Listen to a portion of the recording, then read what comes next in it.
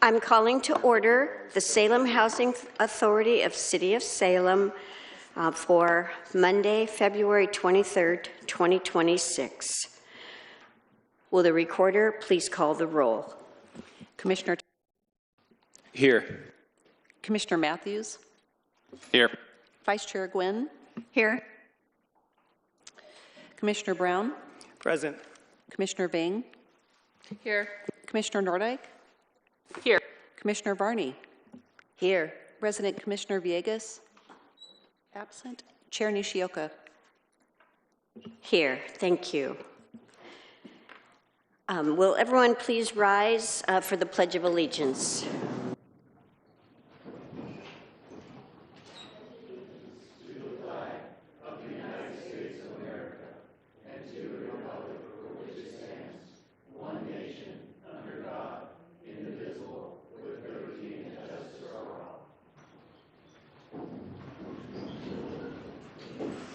Thank you, everyone. I always like to make it clear that when we have the Salem Housing Authority meeting, we actually have a series of 3 meetings, so you'll hear us gavel in and out 3 times. City Council meeting is the last one of the group. Tonight, we have the election of the vice chair for this board. Do I hear any nominations?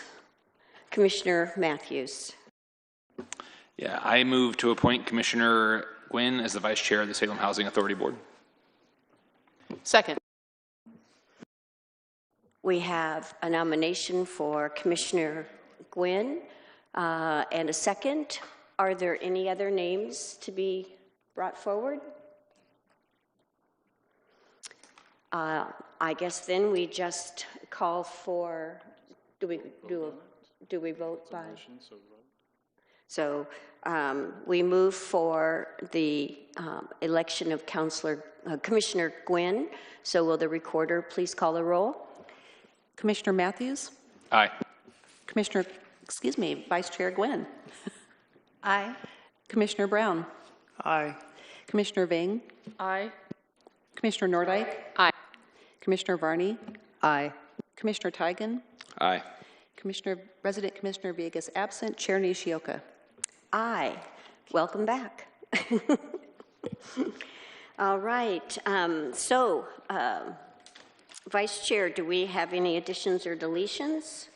We do not. Great, thank you. We do not have anyone signed up for public comment, so we'll move on to the consent calendar. Vice Chair? I move approval of the consent calendar. Second. It's been moved by Commissioner Gwynn, seconded by Commissioner Tigan. Commissioner, to your motion. Our consent calendar this evening consists of item 3.1A, January 26th draft Salem Housing Authority minutes, 3.2A, Redwood Crossings lease agreement for 6 transitional housing units, 3.2B,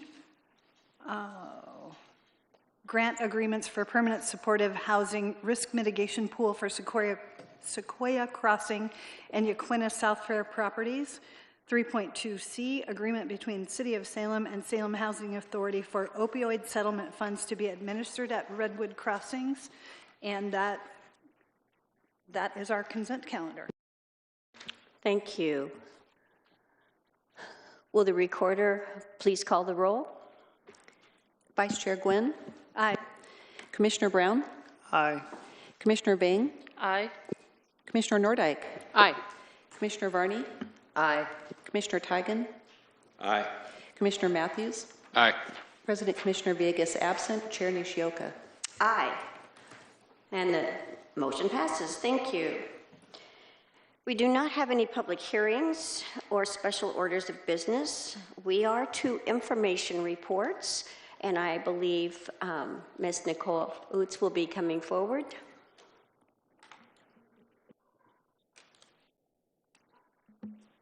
Good evening, Chair and Commissioners. I'm Nicole Utz, and I'm the Director of Housing for Salem Housing Authority. Tonight, I wanted to touch on the Redwood crossings that's in your packet on several times. So Salem Housing Authority is proposing a pilot recovery program within 6 designated respite units at Redwood Crossing as a targeted stabilization strategy designed to improve resident outcomes and reduce operational strain across this property. Through a memorandum of understanding and Bridgeway Community Health, the 6 respite units will operate as a structured, recovery-based focus for placements. Bridgeway will accept coordinated referrals from ARCHES, Salem Housing Authority staff, to ensure that residents entering the units are appropriate for stabilization and recovery-based support. While the pilot is centered on the 6 units, the services capacity extends to our entire building, which we're very excited for. Under the MOU, Bridgeway will accept referrals for any residents at Redwood Crossings, provide on-site behavioral health and recovery support services, including walk-ins and self-referrals, participation in care coordination and remedy plan development for our shared clientele. They will attend ongoing coordination meetings with ARCHES and SHA and engage residents through on-site recovery-oriented community events. Our anticipated outcomes is resident stabilization, increased engagement in behavioral health and substance use treatments, reduced relapse-related disruptions in the building, improve compliance with lease requirements through coordinated remedy plans, and increase successful transitions from respite units into stable housing, which is our ultimate goal.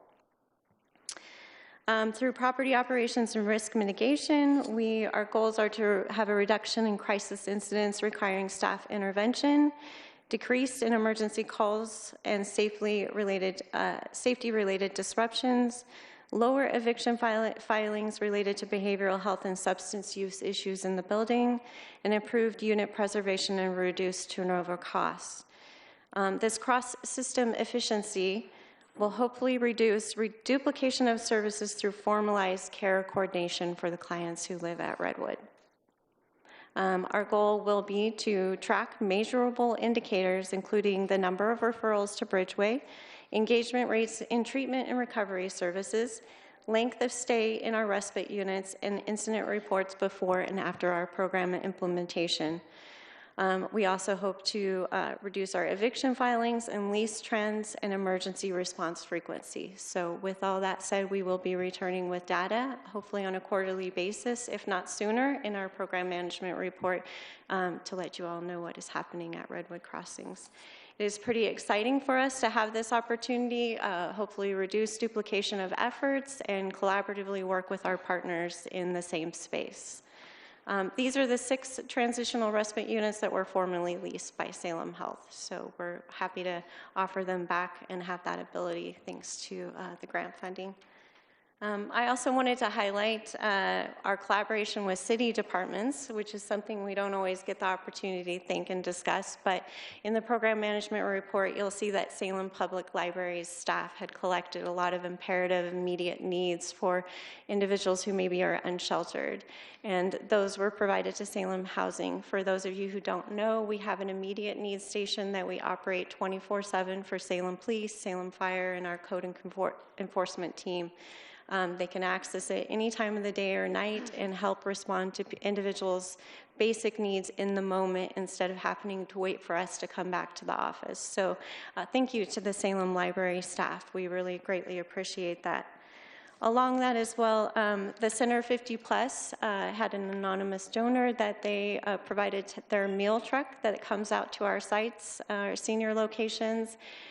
It's a great way to get our seniors out of the unit and to have some time to engage with each other. But somebody had provided 10 of those meals to the first 10 who came out to the kitchen truck, and that's phenomenal. It helps get them encouraged to go out there.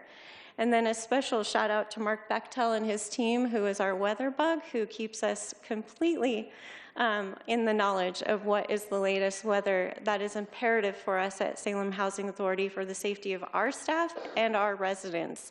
Every time there's a weather incident, we also deal with the trees down, trees going into buildings, and we're making sure that our trucks are ready to go and de-ice are ready to keep our residents safe. And I'm happy to answer any questions you might have. Thank you very much. Does anyone have any questions? So, as usual, I have just a couple. I'm wondering if you can offer projected federal, what is the projected federal funding level for 2026? Can you talk about that a little bit? Well, essentially, HUD is calling it fully funded. Now, that's for the Housing Choice Voucher Program, but it does not account for any increases in our operating costs for programs or rent increases through the community. We will still need to manage the number of vouchers that we lease up monthly. And as you can see in the program management report, even though we're allotted 3,200, basically we're at max capacity, just below that at about 3,000 vouchers. Great, thank you. So contingency plans with this slightly reduced, I'm assuming that you're trying to figure out how to manage that. Almost on a daily basis, we're always looking at our contingency, but some of the cost containments that we're doing right now to be the most disruptive to our clients and landlords that we serve is ensuring that we're following a strict rent reasonables, so when people come in with rent increases, that we're verifying that their rent that they're asking for is reasonable for the market. That's one. We're billing all agencies for ports, so if an individual wants to port into the Salem Housing Authority from an outside jurisdiction, we're not absorbing those costs, we're billing that agency for them. And presently, all project-based voucher contracts that aren't already signed, right now we have no additional project-based vouchers to be able to submit out there in the public. Leasing, we're kind of slow and stopping the lease up in the Housing Choice Voucher. We're monitoring what's called a 2-year tool. It gives us a cost per unit, breaks down projection for 2 years. We've learned, HUD used to do this, now we have learned in-house with our staff how to manage this internally. So we've created the tool and we've been able to monitor our performance almost up to date to the day on how much utilization we have out there on the streets. Great, thank you very much. Commissioner Tigan. Thank you, Madam Chair. Thank you, Director Utes. My question about the Redwood Crossing, I'm just checking my knowledge, there's already permanent supportive housing staff at Redwood right now. Can you characterize that staff? Yes, so let me explain. Redwood Crossings is a very unique property. It was the first of its kind here in Salem. It opened its doors in the Beachy Creek wildfire. It's a week that we'll never forget, opening the first of our building. And so from there, it's what we call a pseudo-permanent supportive housing, or what OHCS likes to call, Oregon Housing and Community Services likes to call, a lowercase permanent supportive housing.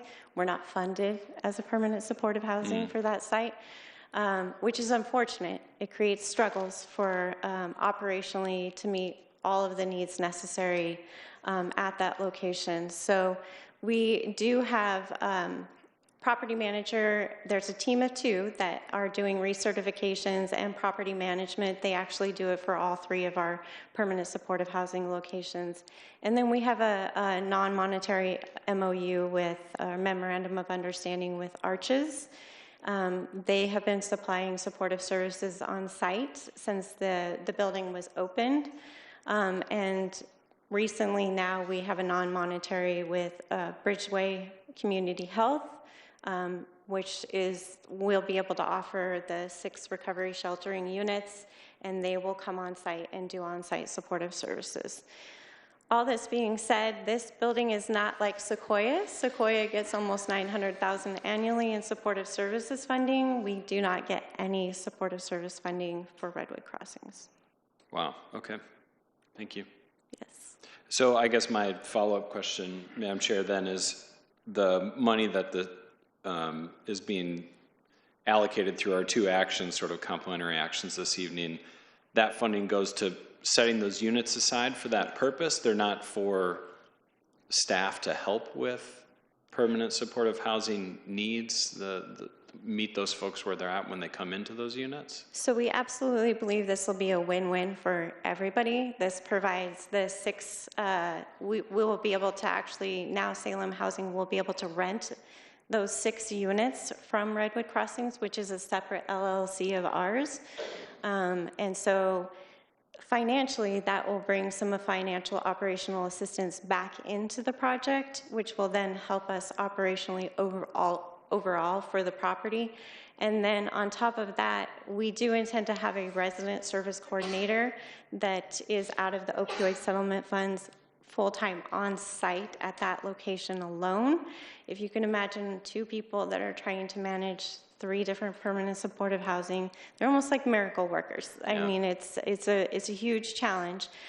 So we will have 1 Salem Housing Authority staff. Our goal really is to also have that individual help our HST team by being a lifeline phone call away for them to be able to call, do a coordinated entry assessment, and to be able to just be able to ask some questions about resources and availability. So we really hope we can make this into a dual effort. Having Bridgeway there in the site, we hopefully will bring a whole new life to the building, wanting to do more and more recovery.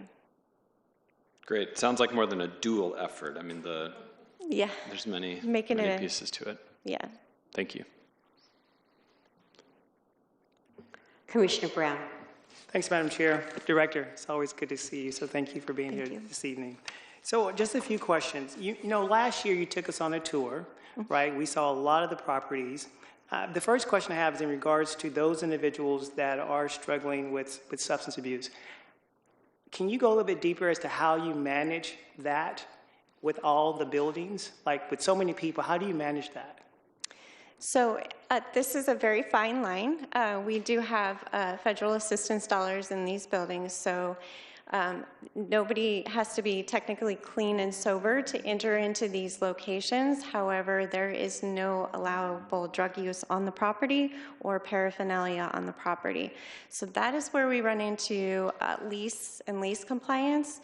Our number 1 goal is we're mission-based, we're recovery-based, we're hopeful that we can get people partnershiped up with the right services and keep them in place through that process, but overall we cannot have drugs or drug paraphernalia in the property, and that's probably the number 1 thing that we are constantly working towards as we do permanent supportive housing. It can be a challenging balancing act when you do permanent supportive housing, but overall our goal is to engage individuals and help them along with stabilization. It may not be substance use, it might be mental health or behavioral health needs. Sometimes it's just reintegrating in after being chronically homeless from anywhere from 5 to 10 years. It can be challenging to integrate into and not feel isolated. And so really working with individuals to on an independent basis on what their needs is what permanent supportive housing is really about. Got it. And as a follow-up to that, when we went from different apartments or different buildings last year, you shared with us about the housing model first, and then you shared with us that the potential wait time. So could you kind of elaborate a little bit more to share with us exactly what is this housing model first, and also the wait list? Sure. So you're talking about Redwood, or are you talking about some of the other locations? Not Redwood, some of the others. Okay. So we have 14 different apartment complexes. Now, each one of those complexes have different partnerships and different regulatory requirements that we have to adhere to. They all have various different waiting list requirements. We're down to each of those buildings has a 1-bedroom, 2-bedroom, 3-bedroom, and 4-bedroom waiting list, depending upon bedroom sizes there.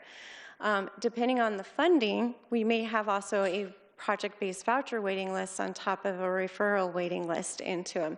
It's a very complicated world that we reside in to provide this property management, and kudos to the SHA staff who can unravel this on a daily basis.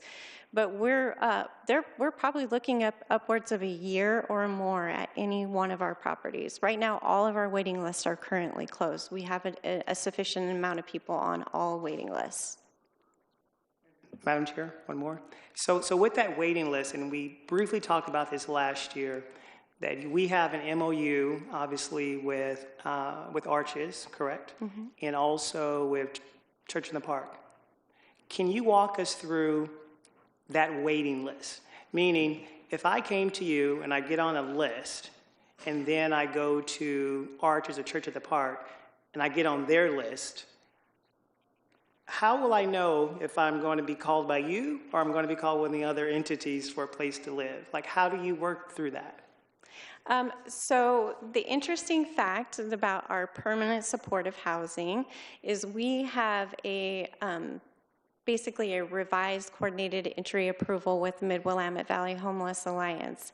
And all of our referrals currently coming into those 3 locations are coming from sheltering locations. We really want to keep that continuum of care going, so individuals who are making that decision to go into shelter, whether that be Arches, Church of the Park, sheltering Silverton, sheltering out in anywhere in Marion and Polk County, they have the ability then to be referred into these properties. That's the key step, is that we pull from all of our sheltering locations, hopefully helping individuals make that decision to go from street homeless into a sheltering location, into a permanent supportive housing, and eventually, hopefully, into a private market house and continuing to stabilize upward. We're really working on keeping a continuum of care movement going. That's something we've struggled with over the last 4 years in even affordable housing, is there's no upward movement. The home prices, the home area median prices in our community is very high. It's very challenging for ours to go from affordable housing into home ownership. So we're really working on solutions there. Because if we don't have any positive upward movement, then we do not have any available affordable housing for additional people to come in and get the supportive services they need. So, Thank you. Great questions. Anything else? Then I shall call this meeting adjourned. thank you. I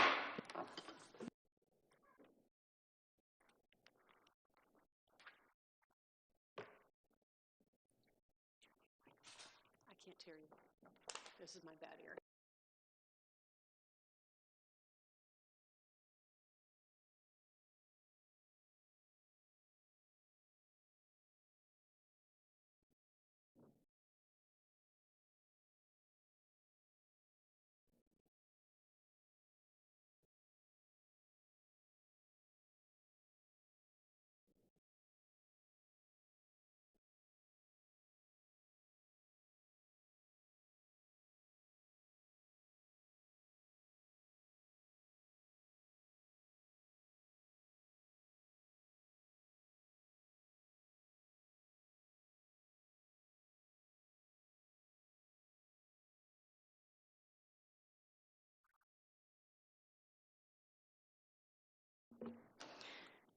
I'd like to call to order this meeting of the City of Salem Urban Renewal Agency for Monday, February 23rd, 2026.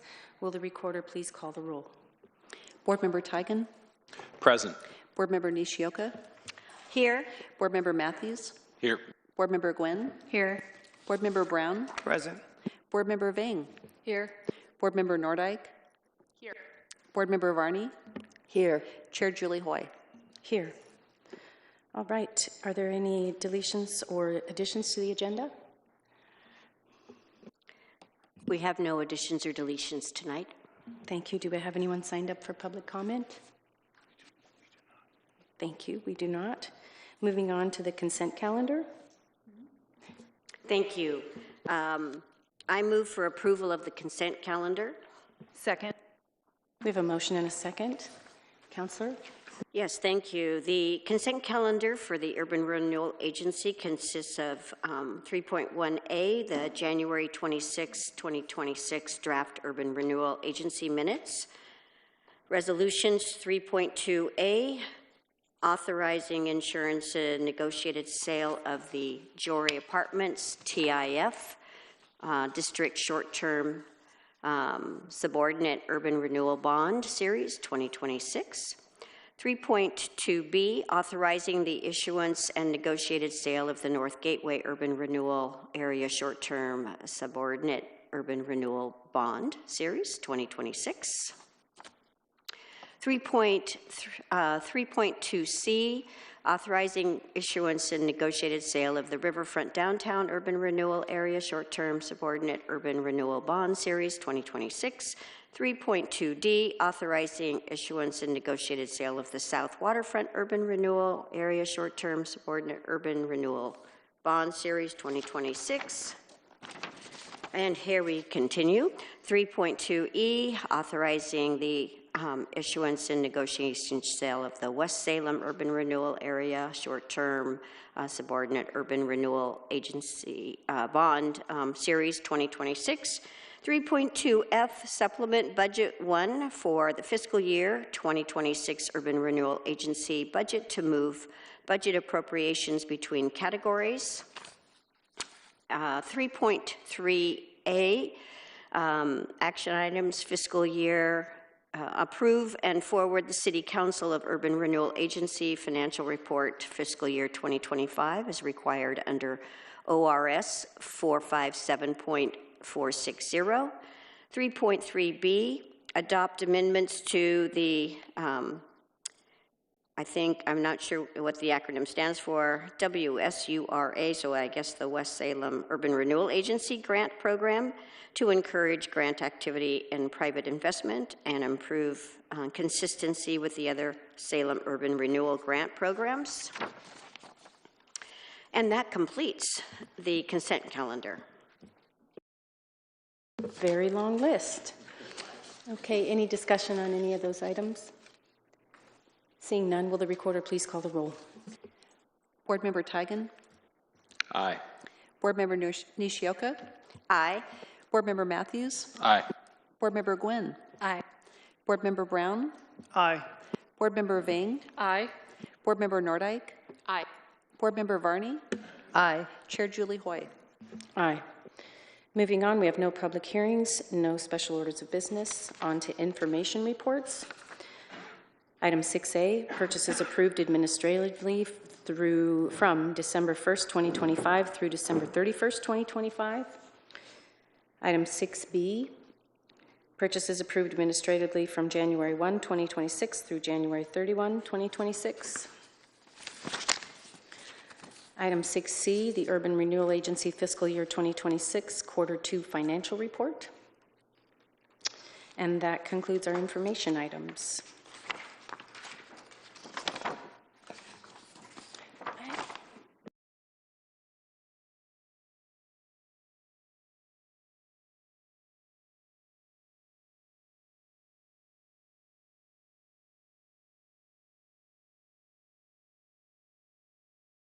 Thank you. Nothing further. We're adjourned.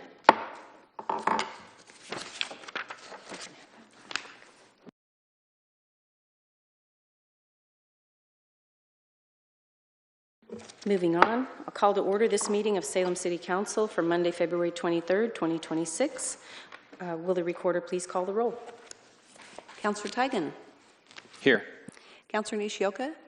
Here. Councillor Matthews? Here. Councillor Gwynn? Here. Councillor Brown? Present. Councillor Vang? Still here. Councillor Nordijk? Here. Councillor Varney? Here. Mayor Julie Hoy? Here. All right. Councillor Nishioka, are there any additions or deletions to the agenda? Yes, there are. Thank you. I move for approval of additions and deletions for tonight's agenda. Second. We have a motion and a second. Councillor? Yes, thank you. Item 3.3D, we have a report that was added. Item 5.A, we had some additional attachments with the safety and livability survey. Item 5.B, added presentation, and then 3.3D is being pulled by Mayor Hoy. Thank you. All right, anything further? Will the recorder please call the roll? Councillor Varney? Aye. Councillor Tigan? Aye. Councillor Nishioka? Aye. Councillor Matthews? Aye. Councillor Gwynn? Aye. Councillor Brown. Aye. Councillor Vane. Aye. Councillor Nordyke. Mayor Julie Hoy. Aye. All right, then, moving on to council and city manager comment. Does anyone have anything they'd like to share this evening? Councillor Vang. Thank you, Mayor. So last week on February 17th, that marked the beginning of the lunar/Chinese New Year. And this year is the Year of the Horse, which is known for its energetic and dynamic nature. The horse also symbolizes vitality, speed, and perseverance. Lunar New Year is one of the most important festivals in many Asian cultures, including our Vietnamese, Chinese, South Korean, and other Asian communities.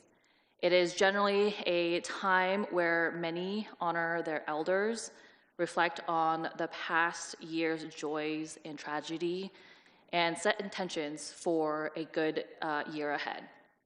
And so each culture celebrates Lunar New Year differently and has different traditions that are passed down from generation to generation. And these traditions are thought to bring good luck to the family. And one of the most iconic tradition is the lucky red envelopes. These envelopes are traditionally red and gold, stuffed with crisp, never-used bills, and is thought to bring good luck and good fortune to the receiver. So I just wanted to take this moment and wish our communities a happy lunar and Chinese New Year. Thank you. Thank you, Councillor Vang. Anyone else, comments? Councillor Brown. Thanks, Madam Mayor. I'm going to follow you there, Councillor Vang, and just recognizing this particular season we're in. As a Black African American, I know that we are in Black History Month, and so I do want to take time just to acknowledge some folks whose shoulders and backs I stand upon and sit upon. One of those this past week, we lost the late great Reverend Jesse Jackson. And so for someone that is not only, a preacher of the word, but a dad, a parent, and an activist, even as a father figure to so many of us that have been in this way when it comes to just acknowledging those folks who need justice. And so when you think of Dr. King, the next person for a lot of us you probably think of would be the Reverend Jesse Jackson, because Dr. King was his mentor. And so although there would be no flags at half-mast, there would be no acknowledgement of that, I thought it would be good for us at least to acknowledge his passing, along with Senator Ava Gordley, who was the first African-American woman to be a senator here in this state. Again, there will be no acknowledgement of that either. And there is a trend that's here. There's a trend. And that trend is that when we see folks of color who have given a contribution to our society, a lot of times there is quietness, there is silence. And for me, as a person of color, that is very disturbing.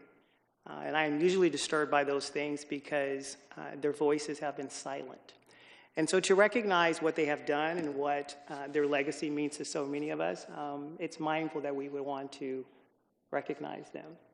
And I also want to take this opportunity to recognize also more individuals who have lost their lives due to the illegal activities of ICE. And so when I think about those individuals, we can call them by name. But I also think it's sad that we do not get enough news coverage or media when it comes to a lot of the people of color that have been impacted dramatically when it comes to those activities. And so I pause to recognize them. I pause to honor those individuals who have fought for us, who have been in the way, who have done their best when it comes to removing barriers that so many people find themselves up against. And so taking this moment to acknowledge them as not only for my community, but for all communities, because these individuals, whether it's Senator Gordley or Reverend Jesse Jackson, these individuals, they've done things for all of us, regardless of your creed, your race, your background, regardless of how you vote. These are folks who have helped us when it comes to gay and queer rights, when it comes to women's rights, when it comes to women just voting. That matters.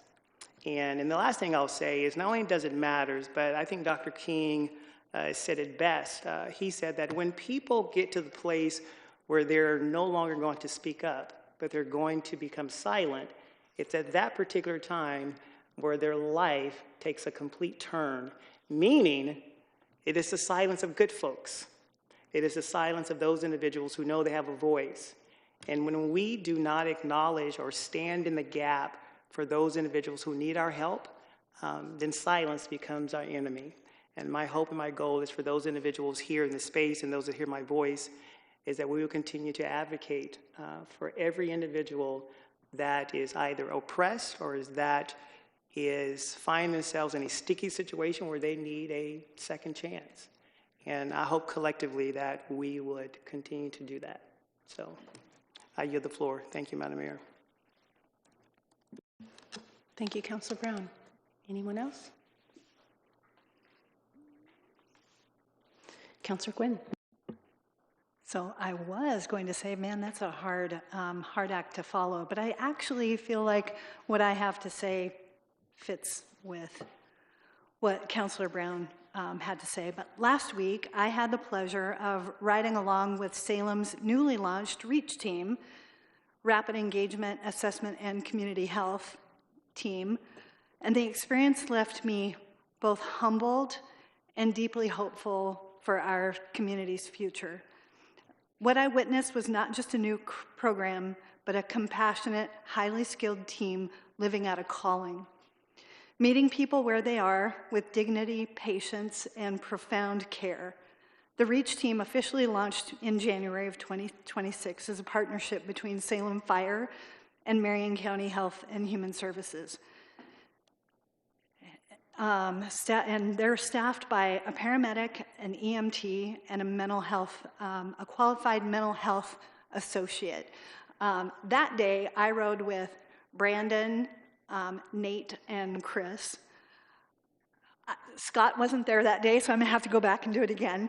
But the team responds directly to individuals in crisis, offering on-scene assessment, de-escalation, stabilization, and connections to long-term services. Their mission is simple but profound: to break the exhausting and traumatic cycle of repeated emergency calls by bringing the right kind of help at the right time. During my ride along, I watched them embody this mission with a level of compassion that can't be taught, only lived. Whether speaking gently to someone overwhelmed by addiction or listening without judgment to a person in the midst of a mental health crisis, the team worked with a steadiness and empathy that felt almost sacred. It was clear that they see every person not as a case, a call, or a problem, but as a human being deserving of care, safety, and hope. This approach is intentional. The REACH team members received specialized training in behavioral health and trauma-informed care, equipping them to calm intense situations and provide meaningful support without escalating fear or stress. Their work not only reduces unnecessary trips to the ER and lowers pressures on police and fire units, it restores a sense of humanity to moments that are often chaotic and painful. As we moved from call to call, I saw how their presence brought a quiet steadiness to people in crisis. A few minutes of compassionate conversation, a warm introduction to local behavioral health resources, or simply helping someone feel seen and safe. These were small interventions that carried enormous weight. The REACH team is part of Salem's broader Safe, Clean, and Healthy initiative adopted in October. But seeing it firsthand, the program felt like something even deeper. A reminder that solutions to our city's most complex challenges must be rooted in empathy, not just policy. As I stepped out of the response vehicle at the end of the ride along, I couldn't shake the feeling that I had witnessed something rare. These men and women are doing God's work every day, quietly, humbly, and without fanfare. Their heart for this community is unmistakable, and their willingness to step into difficult places with love and professionalism is something Salem should be proud of. The REACH team represents what compassionate public safety can look like, a city choosing to care for its most vulnerable neighbors with courage and grace. Thank you, Chief, for making this happen. And thanks to my colleagues, too. Councillor Gwynn, that was very beautifully written, very well said. Thank you. I would agree with every bit of it. I had a ride along with them the week before. It was amazing. The only thing I would add is knowing that this city has, as Nicole Utes mentioned this evening, the Bridgeway facility coming on. It's more of that, what people need and where they are at. And to think that that facility will have 7 sobering beds, the first time in Salem. The sobering facilities have been the county jail and the ER department. So this is a big deal. And the upstairs will be 40 beds of detox. So if one of those 7 folks maybe thinks, you know what, I'm done with this and I want better, they can make that choice. So thank you for what you had to say. That's good. Anyone else have comment? So good. Seeing nothing, sorry, we will move on to proclamations. And we have 2 this evening, and I'll present the first for Women in Construction Week, and Councillor Tigan will present the second for the Englewood Park Centennial. I'd like to call forward Tracy Stewart, please.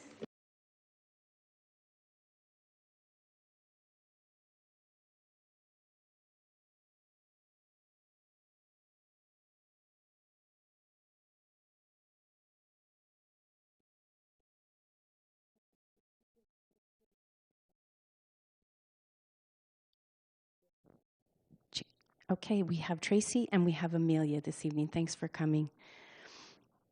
Whereas the Salem National Association of Women in Construction, NAWIC, Chapter 198, has distinguished itself for 53 years as the voice of women in construction in Salem, Oregon.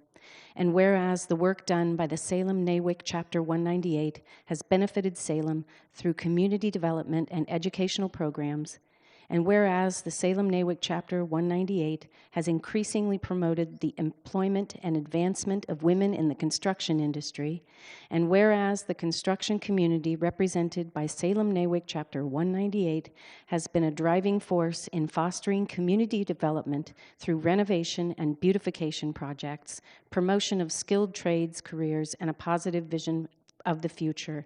And whereas the Salem NAWIC Chapter 198 has sought to achieve successful results for Salem and surrounding areas in a cooperative spirit with other organizations, and now, therefore, be it proclaimed that I, Mayor Julie Hoy, do hereby recognize the Salem NAWIC Chapter 198 and its many dedicated volunteers for its steadfast work on behalf of and in support of women in construction, and proclaim March 1 through 7, 2026 as Women in Construction Week, and encourage our community to congratulate the organization on its many accomplishments, dated this 23rd day of February, 2026. That's for you. Yeah. No words? Did you bring a hammer? No. Thank you for being here. Picture. Sorry, my bad.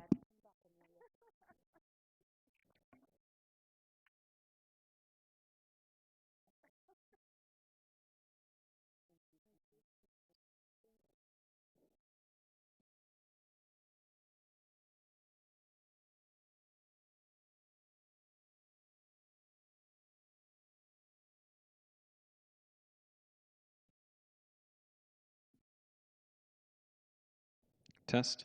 We'll welcome to the stage our friends of Englewood Park.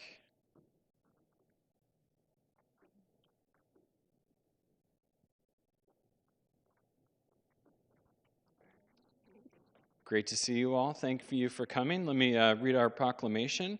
Whereas prior to American settlement, the lands that now comprise Englewood Park were stewarded by the Chamakiti Kalapuya people, who managed oak and fir landscapes in what is now Salem and throughout the Willamette Valley. And whereas the 7-acre park is known for its 244 historic and mature trees, including white oaks, Englewood's long-standing ecological conditions have supported not only a diverse array of mature native trees and wildlife, it is recognized as having one of the best urban wildflower gardens in the Mid-Willamette Valley. And whereas in the mid-19th century, the land was part of the donation land claim of Nancy and John Baker, early Salem settlers who arrived in Oregon in 1847, and in 1926, approximately 7.2 acres were conveyed to the city of Salem for public park purposes. And whereas Englewood Park has since remained in continuous public use for 100 years, providing accessible green space, fostering community identity, and supporting recreation and environmental resilience. And whereas the park has long served as a neighborhood gathering place and cultural anchor, hosting informal recreation as well as organized community events, including the Englewood Forest Festival. And whereas the 100th anniversary of the park's deed transfer provides an opportunity to honor the layered history and enduring value to the Salem community. And so now, therefore, Julie Hoy, our mayor of the city of Salem, does hereby recognize the year 2026 as the Englewood Park Centennial Year and encourages all residents to celebrate the historical, cultural, ecological, and community significance of Englewood Park, dated this 23rd day of February 2026. Let's hear it for Englewood. Russ, Lynn, someone like to speak on behalf of the park?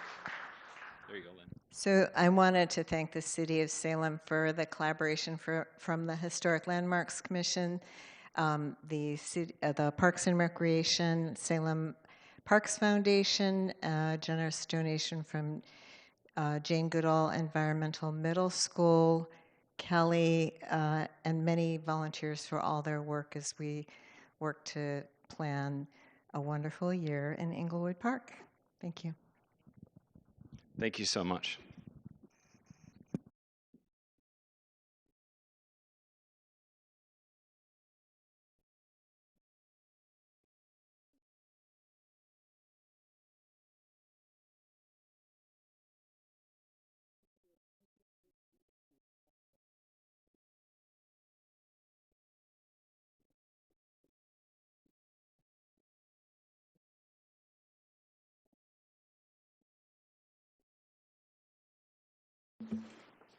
Wow. 1 second, we've got the proclamation for you.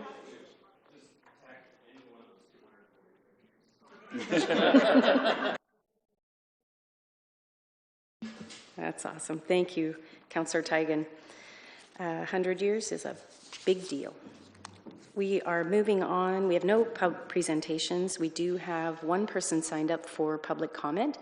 I'll call your name. Please come forward, hit the button till the green light comes on there. You'll have 3 minutes to speak. Please say your name and your address or your ward for the record. Michael Poissant.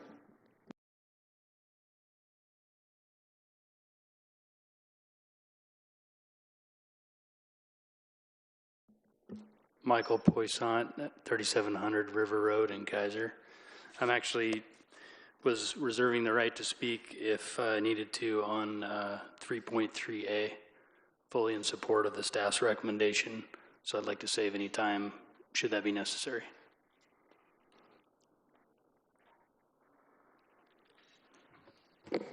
If you have any comments in support of the item, this is your opportunity to speak. I just basically support the staff's recommendation. We've worked a lot of years on this, and we're excited to see this come to fruition and to get Fabry extended over to Reed Road. Thank you. Great. Thank you for being here. All right. That's it for public comment. On to the consent calendar. Councillor Nishioka? Yes, thank you, Mayor Hoy. I move for approval of the consent calendar with the pull of 3.3D. Second. We have a motion and a second by Gwynn. Counselor to the motion. Thank you. The consent calendar consists of 3.1A, February 9th, 2026 draft City Council minutes, 3.1B, February 17th, 2026 draft City Council work session minutes, 3.2A resolution, adopt resolution number 2026-6, authorizing a transfer of $75,000 in appropriations within the city's fiscal year 2026 general fund budget for tree planting. Action items 3.3A, authorize the city manager to execute the purchase sale agreement for acquisition of the Fabry Natural Area, lots 47 and 66 within the Headwaters subdivision. 3.3B, authorize the city manager to execute Amendment 1 to the intergovernment agreement between the City of Salem and the Office of Legislative Assembly for Oregon Legislative Assembly's use of a portion of State Street adjacent to the south side of the state capitol. 3.3C, authorize the city manager to execute the agreement between the City of Salem and the Housing Authority of City of Salem for the distribution of opioid settlement funds for opioid remediation uses. And that concludes the consent calendar. Thank you. Does anyone have any questions or discussion on that? Seeing none, will the recorder please call the roll? Counselor Tigan. Aye. Counselor Nishioka. Aye. Counselor Matthews. Aye. Counselor Gwynn. Aye. Counselor Brown. Aye. Counselor Bang. Aye. Counselor Nordyke. Aye. Counselor Varney. Aye. Mayor Julie Hoy. Aye. All right, that passes. We have no public hearings. We're moving on to special orders of business. Item 5A, reporting on the changes in perceptions of safety and livability in Salem. Looks like we've got Courtney Knox-Bush coming forward. Good evening, Madam Mayor, members of council. We have a presentation shortly, Scott. So you're ready, but not me. Excellent. Hi, everyone. I'm Courtney Knox-Bush, your Assistant City Manager and Director for Strategy and Engagement. This evening, we have an opportunity to see how people are feeling about public safety in Salem. I had words, but you took them from me, and you spoke so eloquently, Councillor Gwynn. So I'm just going to say that in October, you all made a significant investment in a pilot program to add 3 days a week for homeless services team officers, as well as clean team members. And then in January, as we just heard, REACH came into action. So we're very fortunate to have all of that fabulous investment that you've made, and we're looking forward to seeing how people are changing their perceptions of safety. And so John Horvick and Phoebe Wagner are here for more details, and we'll have plenty of time for your questions as well. So thank you very much. John?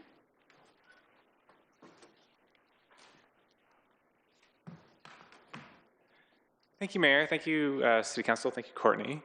We're going to put this in presentation mode. Is that okay? Or is this the way it's going to be? Do you know, Courtney? Well, we'll work with it. I'm John Horvick, the Senior Vice President at DHM Research. I've seen you before. Glad to be back. It's a privilege to be able to work with you, the City of Salem, and the community members here in Salem.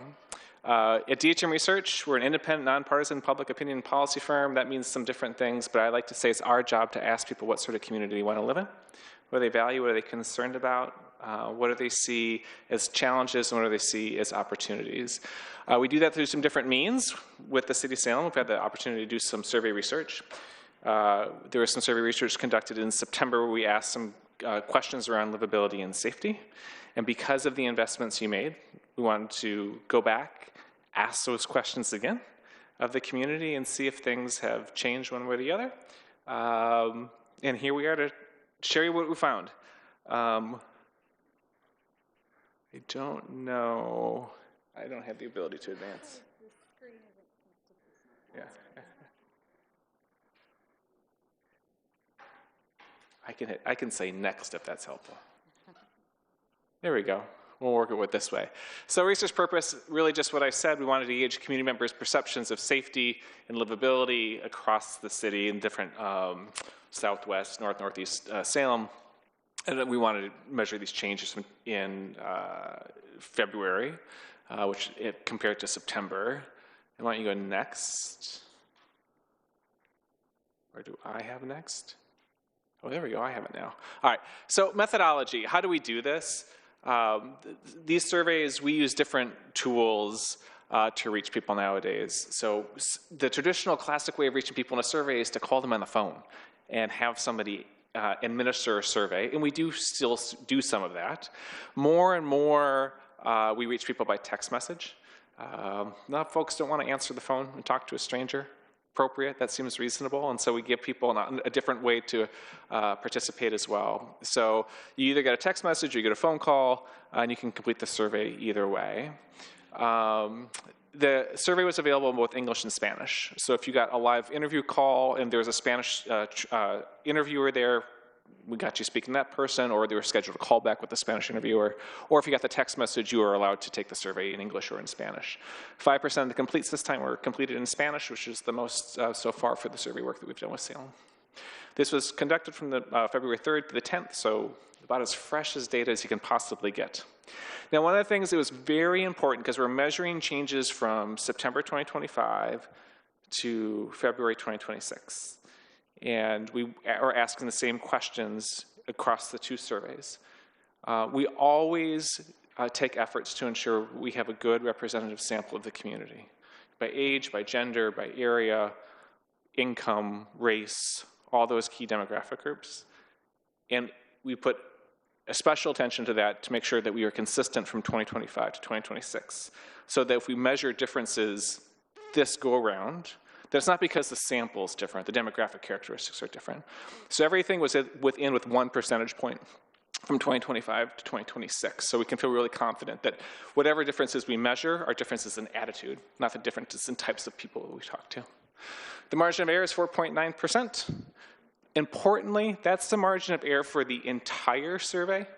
So when we look at breakouts by demographic groups, the margin of error is going to be larger, and that's going to be relevant when we look at some of the changes in the slides to come. And then sometimes things might not add up to 100% because of rounding. And then my colleague, Phoebe, and I are going to bounce back and forth, and she's going to take the next few slides. And we're back to not seeing this. It's going to be teamwork here. Yeah. All right, thank you so much. So the first question that we're going to look at are feelings of safety both at night and during the day. First here, we're focusing on night, and it's extra hard with this being small on the screen, but we'll just, I know that you have the packets in front of you, council members. First, I just want to point out that we're looking across different areas. We have asking about your neighborhood, South Salem, West Salem, downtown, and Northeast Salem. So the darker color is going to be our 2026 result. And that goes from your neighborhood at night being the highest level of safety down to Northeast Salem. And we saw this, then the change with 2025, that's going to be the gray bar beneath. So across all areas, we saw increased safety at night, which is exciting to see. For your neighborhood, South Salem and West Salem at night, those were pretty much on par. It was very small differences.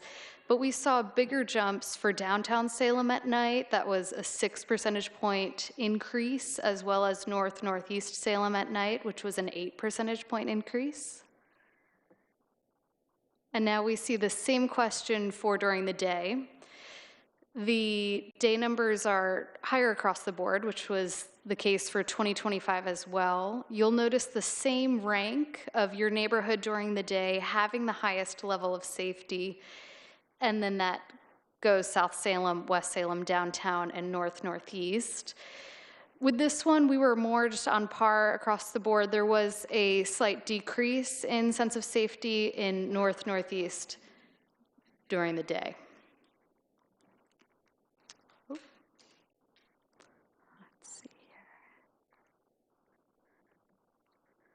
right, I'm going to pass it back to John. All right, so we have what we call these are heat map tables. So we wanted to look at, those are the overall numbers for the community, and then we're also interested in changes within the community. And so what this table and then some of the next tables show are the changes for these different groups from 2025 to 2026. So the top half of this table, if we look at the rows, we're looking at the areas of city during the day. So South Salem during the day, West Salem during the day, Northeast Salem during the day. That's the top half of the table. The bottom half of the table is at night. And then the columns are some different demographics that we thought were important to highlight in the presentation. So we have income ranging from less than $50,000 to $100,000 plus. We have age in the three categories. We have gender, and we have race. The colors here represent, in this table, the bluer and the darker the color, the bigger the positive increase. Increases in senses of safety, perceptions of safety from 2025 to 2026.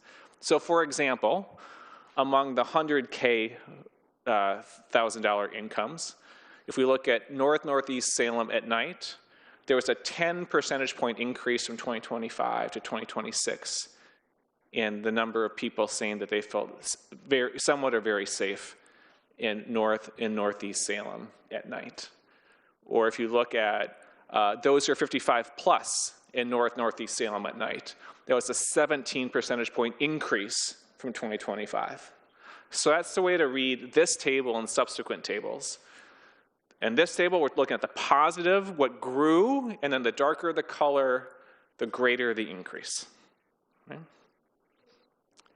If we look at the next table, it's the same data.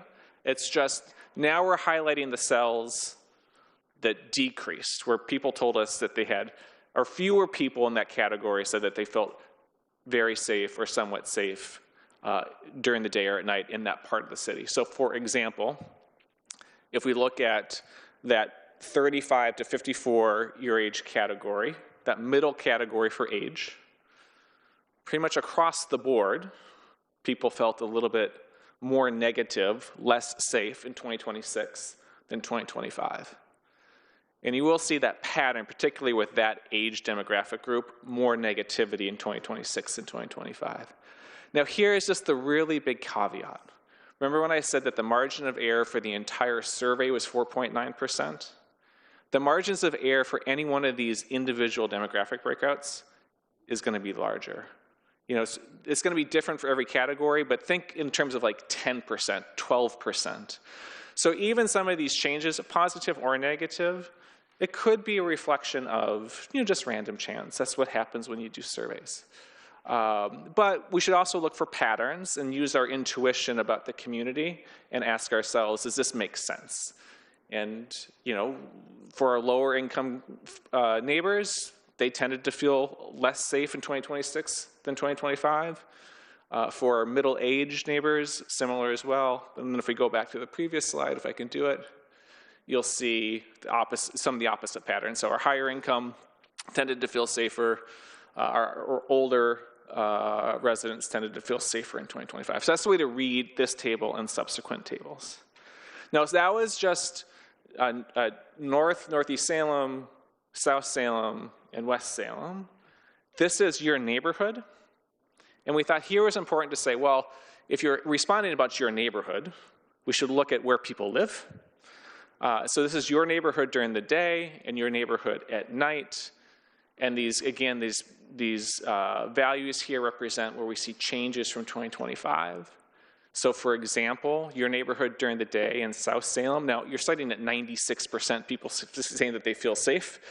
But if the way to read this is that that's 6 percentage points even more than 2025, okay? And then if you look at West and Northeast Salem, again, during the day, it's a 2 percentage point decrease from 2025. These are very small differences. I wouldn't get too excited about them. I think the important thing here for any one of these is that people feel safe in their neighborhoods, generally speaking, at day and at night.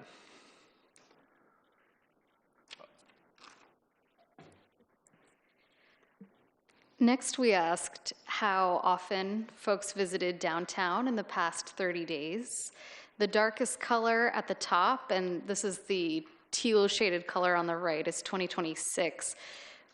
That 9% is those who visited downtown more than 20 days in the past month. Next, we have 11 to 20 days, 6 to 10 days, 1 to 5, and 0 days.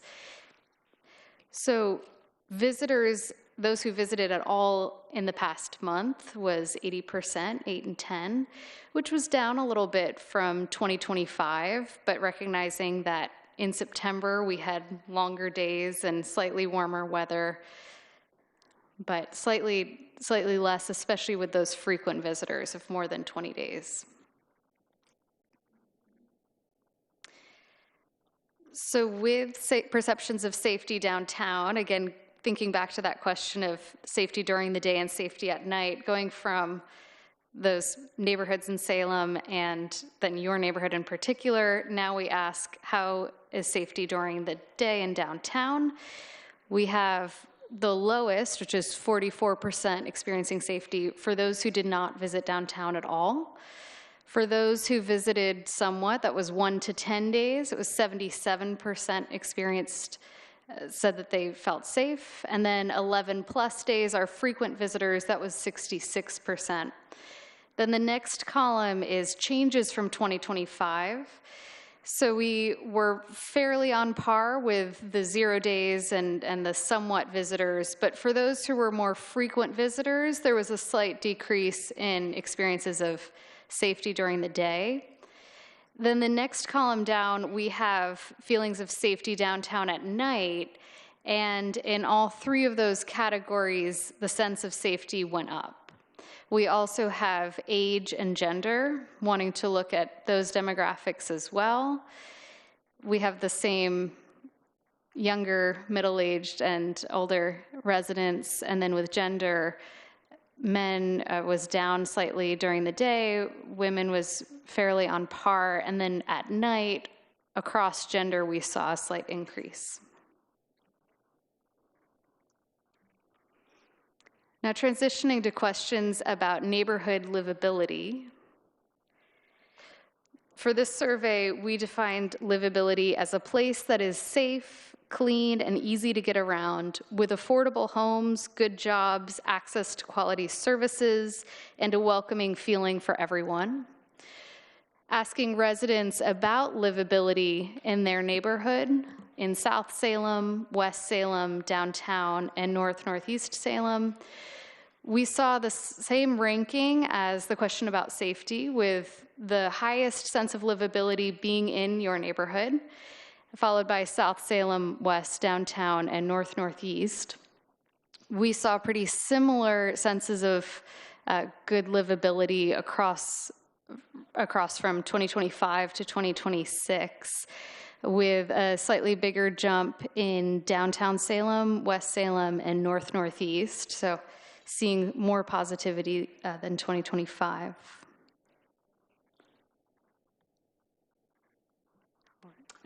And just to round things out, again, these same sorts of tables, we can look at the comparisons between 2025 and 2026.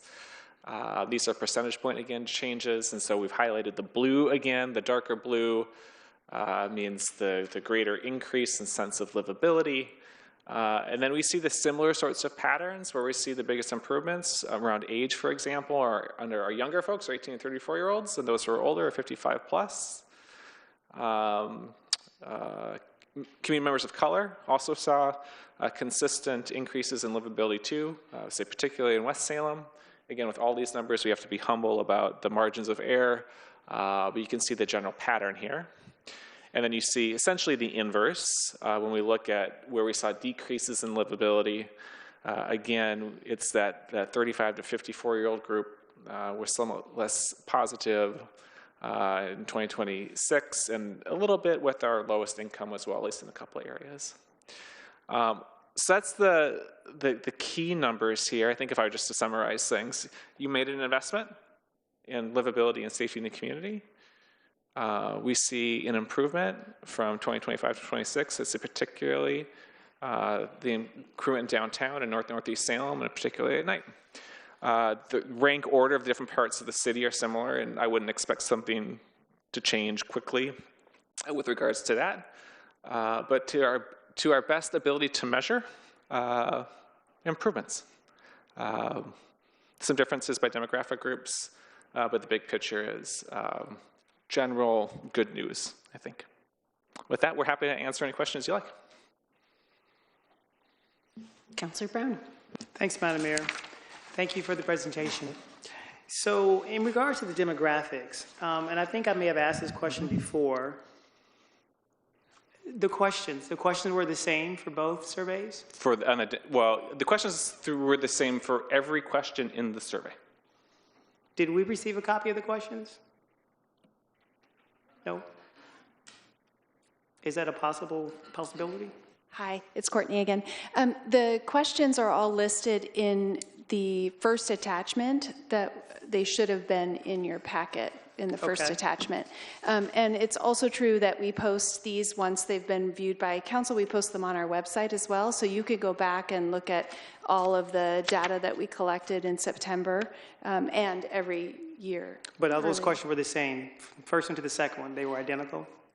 A subset of the questions were used in the retest that we've just performed in February. So we didn't ask the entirety of the community satisfaction survey that was asked in September. We just focused on the public safety as a retest to see if we'd changed or moved the needle in perceptions of safety. Got it, okay. Thank you, Madam Thank CSO. you. Councillor Nishioka. Thank you. So I'm wondering if timing of this, the feeling of safety in maybe some particular areas, if the threat of ICE had any impact, and if so, can you speak to that? We can speculate. These data don't speak to that directly. To the extent that, like, we could look for hints, and maybe we'd look more at folks of color and see if their attitudes are different. Maybe those columns up there are important, particularly important to pay attention to with regards to ICE. Not that that would be the only thing to look at or that would be inclusive, and we didn't ask about ICE specifically. So it'd simply be speculative. This is not your community, but it is maybe relevant. We do an annual survey in the Portland metro area where we ask people the most important problem facing the community. ICE showed up for the first time, not surprising, this go around, and 10% of folks in the Portland metro area identified it as the most important problem facing the community. That was in December, towards the height of some of the activities that were happening in Portland then. I know that's a different community, not here, and it's a different set of questions, but for whatever that's worth as we think about the numbers, that's some context. Thank you. Councillor Brown. Thank you, Madam Mayor. So that disappoints me. That disappoints me because you use the word we speculate. And I don't think that's fair for us to speculate about those communities of color that have been impacted by ICE. A. B, I don't think it's a fair assessment for us to compare what happens in Northeast Salem with the Portland metro area. So now you want us to speculate. I don't want you to, this is information for you to take in. So I'm not asking, I said one could speculate. I'm not asking you to do that or not, but this is the data that we have that maybe in context of everything else gives us some information about how the community is feeling about different issues. But we did not ask directly about ICE, so I couldn't speak to it. Which again, for me, is disappointing. No one else up here may say it, but I'm going to tell you, it's disappointing to hear that. Because we paid for this. We paid for this, and typically on any given night, we would have half this room with folks with signs and with banners talking about their lack of safety. But yet we spent money on this particular assessment, and you can't come back and tell us anything beyond speculation. I'm disappointed in that. And you don't have to answer that. I'm just going to vent my disappointment so people can see it. And then right behind that, ICE does matter to people in this community. That goes beyond just people of color. So I'm disappointed. I'm disappointed that we didn't go deeper. A, and B, I'm disappointed that the team did not decide to come back and ask the counselors about these particular findings sooner. So it's almost that we did this, we paid for it, but now we need to speculate. Disappointing.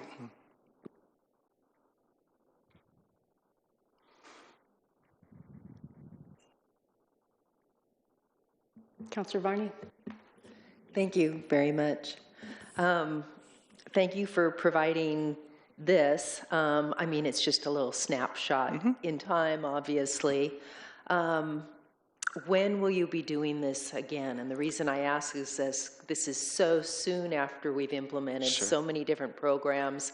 Plus, it's winter. Things like people who are going to be downtown are going to be ones that probably frequent downtown more than others. There are just so many different variables here. Yeah, absolutely. So the City of Salem has done, not every single year, but for the last number of years, most years, done a survey in the fall where we asked about community. We call it the Community Satisfaction Survey, and last September included these benchmark questions that we wanted to check in again to see if things had moved at all. I would recommend that it's done on a regular cadence, at least a year. I think the timing is likely to matter, particularly with visits downtown. I'm not an expert on the traffic flow and workflow in Salem at the seasonality, but I anticipate, like most communities, it's somewhat slower in the wintertime than it is in the summertime. There's events that can occur too that draw people downtown. So I would think about doing it on a regular cadence, trying to do it on a somewhat similar time on the calendar. If there are investments or changes, there might be reasons to check in again to see if impacts have been made. So I'm not sure when the next one might be, but typically we've done work in the fall.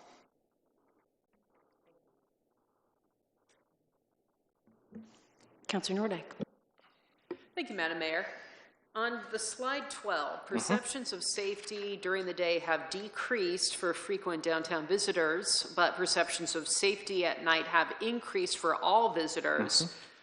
That seems like an incongruous result. Did you glean anything from the survey responses as to why that would be? Well, not so much. I mean, this is where it's just, these are two measurements in time. I'd say continue to measure them going forward. I don't know all the activities that have occurred in Salem since September to February, nor am I an expert in all the investments that have been made to do that. So there could be things about activities that are happening, could be about the interventions that have been put in place. And these differences aren't enormous. So, some of it could be, a margin of error is real. And so some of it could be the fluctuations that we would pick up just by coincidence or chance. But I think given the investments you've made and the timing of when the survey was done relative to those investments, we should feel confident that at nighttime in particular, particularly Northeast Salem and downtown, that there is some improvement in safety and in senses of livability. Thank you, Madam Mayor. Yeah, I had a follow-up. I'm just curious. I appreciate these surveys, and I'm just wondering, have you conducted similar surveys for other cities within the same time frame? And if so, this is an overall positive report of improved perceptions of safety for the city of Salem. I'm just curious if other cities are seeing similar survey results. What we've seen in our other communities is, this is big picture, broad speaking, we're talking about the state level or individual cities or regions. If we look past over the last few years, a rocket increase in concerns about homelessness. We've measured that certainly in Salem. Similarly, intense increase in concerns about crime. Those tended to peak around 2023, 2024, and then have started to ebb in 2025, 2026. That is true at the state level. It's been true in the Portland metro area. These questions aren't addressing homelessness exactly, but they are dealing with safety. And if we can see a little bit of that sense of improved safety, at least in some key areas of the city, that would be true here as well. Where we've seen changes in the negative is around the economy. So greater concerns about affordability, greater concerns about the job opportunities. So improvements in senses of safety, improvements in concerns about homelessness, declines in perceptions of the economy and availability of quality jobs. That's been the general trend we've observed over the last year across the communities we've worked in. Councillor Tigan. Thank you, Madam Mayor. John, as always, thank you. These are very insightful, but I think as others are experiencing what to glean exactly from the results is kind of depends where you're coming from. I think what's interesting about the results that I'll reflect on, because like you said, you don't know the nature of the investments that we've made, but for someone who lives in downtown and represents Northeast Salem, I think it's great that people's perceptions of downtown and Northeast are improving at night, but many of the investments that we've made are focused on during the day. That's like when the REACH team is out and about, that's when the HST team and the Clean Salem team. And so there is a bit of an incongruent result there if people feel like it's they're less safe during the day when we are making the investment. Well, sense of safety was higher during the day than at night across everything, including downtown and Northeast Salem. I don't think you're suggesting otherwise, but I just want to make sure that that's emphasized. It's just that the change from 2025 to 26 was greater at night, but still the sense of safety at night is less than the sense of safety during the day. Just the delta from 2025 to 2026, that's where we see the difference. Thank you for correcting that. That's really important. I'm curious, though, at some point, if we have in the past, or if it would make sense at some cadence, maybe it's a year or something like that, to do something more like focus groups or something like that in order to gain insight into the perception rather than just the numbers. Yeah, that's a great idea. And we've done focus groups for the city in the past, and we do focus groups for all communities across Oregon. And these can tell you the what, but they don't tell you nearly as much about the why. So, what are people's explanations for why they feel safer at night in downtown Salem? These data just are limited in that respect. What could the city do to make those improvements even greater? These data are helpful that we can see that there's some change from you've made these investments. We can't fully unpack why that happened or what more we could do. Focus groups are great at asking those why questions. And the other great thing about focus groups is they can tell you're asking the wrong question. Because sometimes with a survey, you're locked in. You go and you do ask these questions. The focus groups are participants say, you're thinking about this the wrong way. Let me redirect you. That's another great reason to do qualitative research as well. Thank you. Councillor Varney. Thank you. I'm trying to kind of figure out what this is telling me.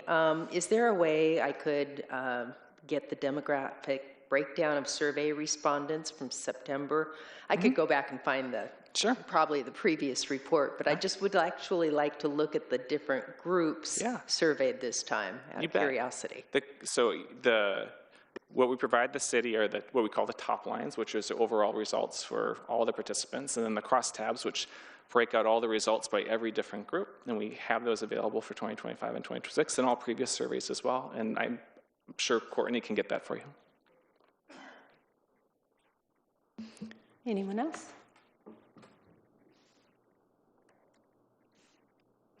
Seeing no further questions, thank you so much for the presentation. Thank you. Appreciate it. All right.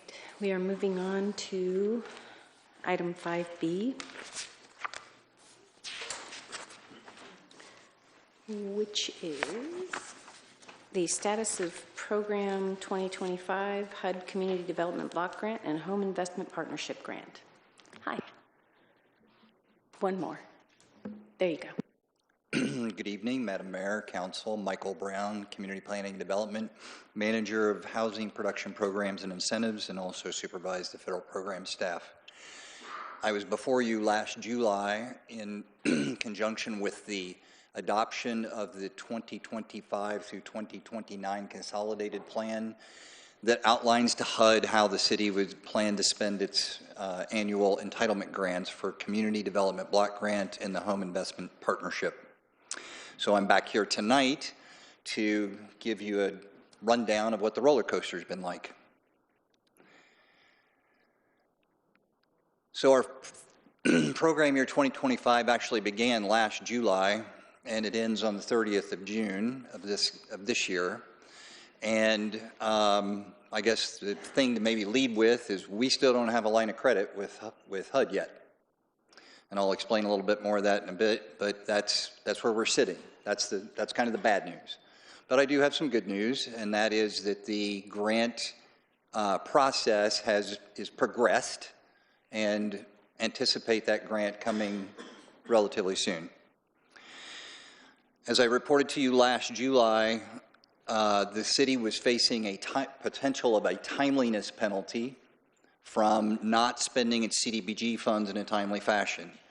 We addressed that with HUD through the fall, and then after about a 40-day hiatus, we addressed it again with HUD, and eventually, about 3 weeks ago, HUD just issued a blanket waiver to all communities who were facing a timeliness penalty and had to do a consult because they recognized that there was no way that they were going to get to all of us.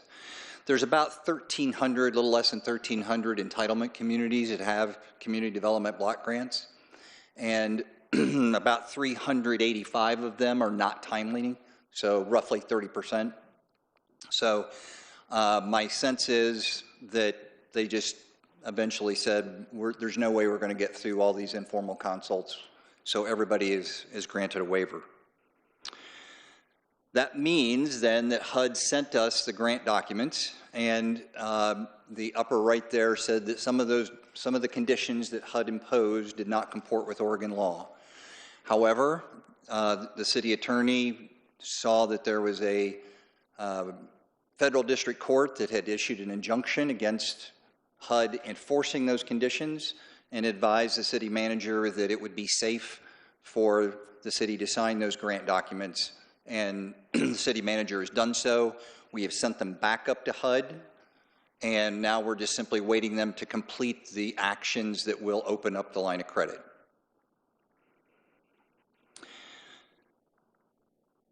The impact of not having this grant yet has been hard, frankly, on our community partners, specifically 3 community partners who do the public service grants. And that's the Center for Hope and Safety, who operates our domestic violence hotline, St. Francis Shelter, who provides homeless assistance and outreach, and Northwest Human Services, who does the same for youth. And those folks have been very patient with us and understanding, and I would just like to thank them to council for all of the roller coaster ride that they've been on with us.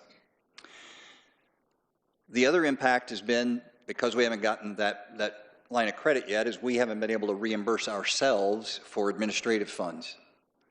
So that when that line of credit does get open, that's one of the first things we'll do is reimburse the city for the amount of administration that we've already incurred. Typically, we get these funds in August. Obviously, we don't have them yet.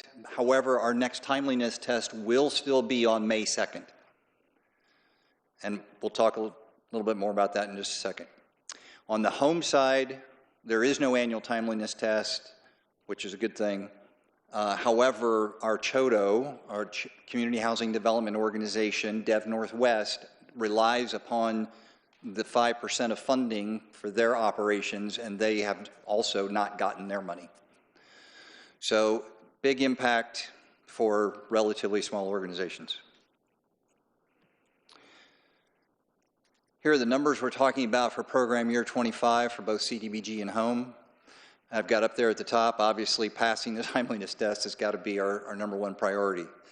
We do have, I got more good news, and that is we do have a plan that is going to achieve timeliness if we can get the thing executed.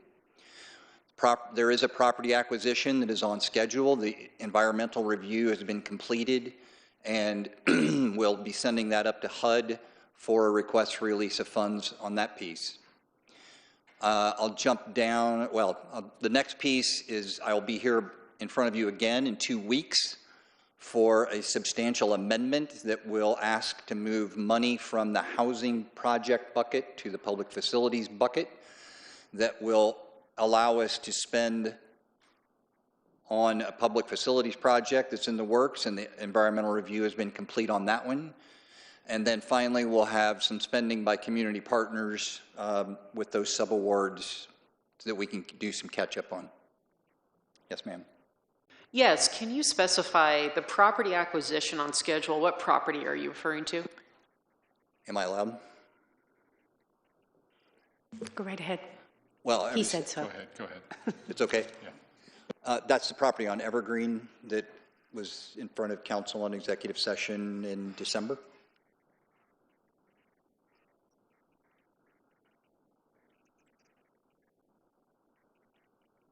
Councillor Tigan. Thank you, Michael. Can you describe what the risks are of not passing the timeliness test that you've identified as the highest priority for the CDBG? It would mean that for program year 26 that we would be penalized financially in the amount that we are not spending. So for this year, the threat was $416,000.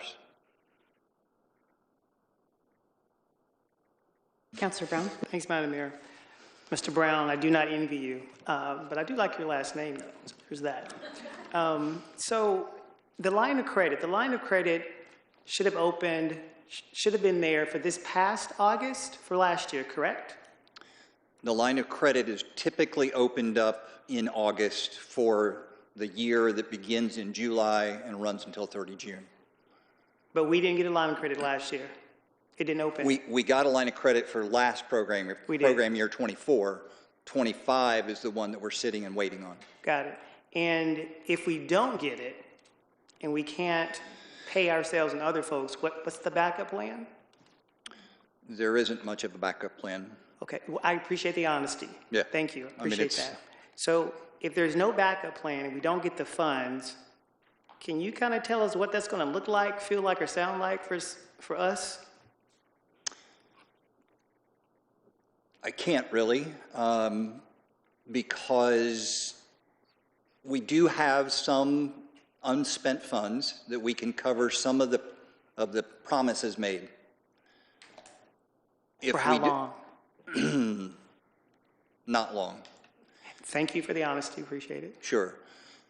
This grant year, this PY25 grant money is committed along with prior year's grant money to do the things that I've just described, which is the property acquisition, public facility, which we'll again bring to you in 2 weeks, and then the spending by these community partners for this year. So the only option would be to find another source that's not federally funded. And that won't be easy. I wouldn't even know where to begin to look. Thank you. I may come back. Thanks, Madam Mayor. Councillor Matthews. So kind of in line with that, so obviously this line of credit's not open yet. When are we anticipating that these funds would be out the door? So let's assume for a second that the line of credit opens tomorrow. Mm-hmm. How quickly would you anticipate that the funds actually start moving out the door? For those that are, for the public service grants that are with our community partners, I've already alerted them that I would appreciate them to send us their past work so that we can pay them immediately. Okay. For the property acquisition, before the April 30th, and for the public facility before April 30th. Okay. And when for us, I'm assuming April 30th then is kind of that go and no-go date as far as we would not invest the money in that property acquisition or the other projects unless the line of credit got open. We're not going to actually put ourselves on the hook in the event that that does not Correct. happen. Okay. Yeah. Okay. Anyone else? Seeing no further questions, did you have, oh, you're still in your presentation. Please go ahead. Thank you. So let's take a quick look ahead to program year 26, which begins on July the 1st. The public service allocation, which is 15% of the CDBG grant, we need to use for a prior commitment on the McClay Home Down Payment Assistance that we had talked about 2 or 3 years ago at this point. And hopefully by that time it will be finished and we'll actually be able to use that money. We'll also need to backfill from the hearing that you're going to have in 2 weeks, Shaw's multifamily rehab, because we had allocated money from this year to Shaw for next year for the rehab, but now we're going to ask you to reallocate that into public facilities. I know that sounds very confusing, and I wish I could make it simpler. But hopefully, at the end of this, we'll have about $460,000 for what I would call an opportunity project. On the home side, almost all of the home grant from prior years is has been reserved previously for Shaw's multifamily rehab project in Englewood West and Southview Terrace. We'll have to use a little bit of that for that purpose, but we should have about $487,000 for opportunity project there as well.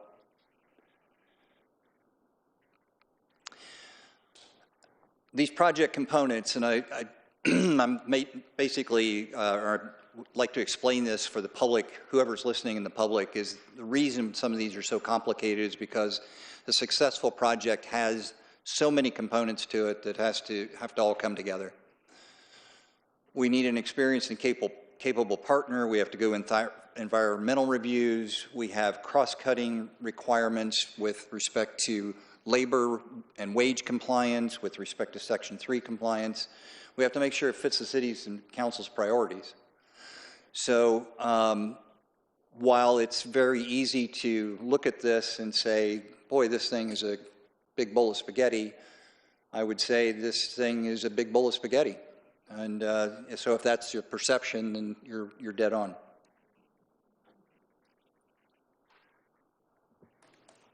Councilor Brown. Thanks, Madam Mayor. So in other words, if we like pasta, we should be okay with this. I think so. Okay. So Mr. Brown, so here's my question. So do you mind going back to your, I think it's 2 slides back? This, the next one after that. This one. Can you walk us through again when you mentioned the reallocation of fees? Can you walk us through that again, please? Yes, I can. I'll do my best. Thank you. The consolidated plan and the annual action plan, which is an outgrowth of the consolidated plan, which you have to do annually, allocates your money in buckets. So one bucket is administration. So basically the city repaying itself for the staff time and all the things that we do. Another bucket that we have is economic development. And in this program year, we had a $90,000 allocation to the bucket of economic development for one specific project or one specific activity. In July, there were 2 big buckets, one with housing and the other with public facilities. Within the housing bucket, there were lots of individual activities and projects, including Shaw's multifamily rehab, including this acquisition.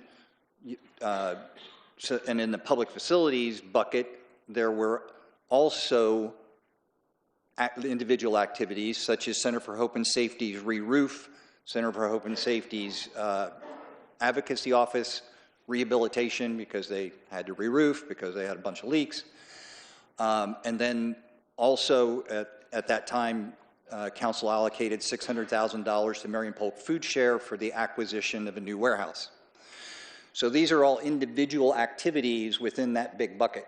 Whenever we do an amendment that moves more than $50,000 from one bucket to another, we have to do a public hearing, which requires a 30-day notice, which is why I'll be back here in front of you in 2 weeks. Councilor Brown. Thank you. Thank you for walking us through that, and look forward to you being back. My last question, and this is more probably theoretical in nature. So here we are, capital city. Our line of credit is not where we would like it to be. It's not there yet. We're optimistic with fingers crossed. If we don't get it, then that's just going to be like a chain reaction of what could happen or the losses thereof. So my question is this. Are you finding a trend in other cities that are having the same problem? Meaning, are there other capital cities or smaller cities that are not getting their line of credit? Not all the cities that I work with some routineness, have faced the potential of the timeliness penalty. So that was a factor for us, and that was an impact. And that's one of the reasons why ours has been delayed, is because we essentially sat for that entire period of time waiting for an appointment for a timeliness consult. And it wasn't until the end of January that HUD finally just said, never mind, we're not doing timeliness consult, everybody's waived. Wow. The people who got their grants, who weren't facing timeliness, still had to grapple with some of the conditions that HUD was imposing on the grant that did not conform to Oregon state law, mostly around cooperation with immigration. Say that one more time. Cooperation with immigration. Thank you. Sure. They navigated that in various ways. I've heard that some actually struck through that language and sent the documents back to HUD. Others did what I presume the city attorney advised, which is rely on the injunction that was imposed by a federal district judge about enforcement. And then HUD just simply acknowledged that there was an injunction and they would not enforce as long as the injunction was in place. Well, thank you, Mr. Brown, for your presentation. Did I cut you off? Were you about to say something else? No, sir. Well, one of the last things I want to share, and this is not a question, it's more of a concern, and I'm pretty sure my colleagues here on the stage hopefully would agree, but I'm not sure. I think my concern is that when you have some cities throughout the 50 states, and you said it was the immigration concerns, if you have cities or states that are democratically led versus those that are Republican led, my concern is for any city's administration that does not align or adhere to the requirements for HUD, a part of me wants to believe that this is going to be the outcome. Up until we basically either say yes or we go without. So that's my concern. My concern is that I still think us as a council, I still think that there's room for us to have some open conversations about our immigration policies, because I can see how they can potentially impact our own citizens. And that to me is concerning, financially wise, because we know where we sit here financially, but we also know there are some concerns. And so when I think about HUD and who's leading HUD, and knowing that this state is led democratically, my concern is until we comply, this is where we could find ourselves in a variety of places. Having said that, out loud, what are your thoughts? Just curious. My director postponed her vacation by 1 day so that make sure that I didn't answer that question. And you know what? And you're totally fine, because I definitely want to make light of this, and I want to make light of it not like haha this is funny, but I just want to put the hard conversation in the middle, right? I want to put what people out there really want us to talk about, right? And I know we have to do it very delicately, but a part of me says, if we don't decide to have some courageous conversations around immigration, and I'm not just simply talking about giving folks money. Hear me when I say it's not just writing people a check, but it's the well-being. It's how these particular systems are all being impacted by our current leadership.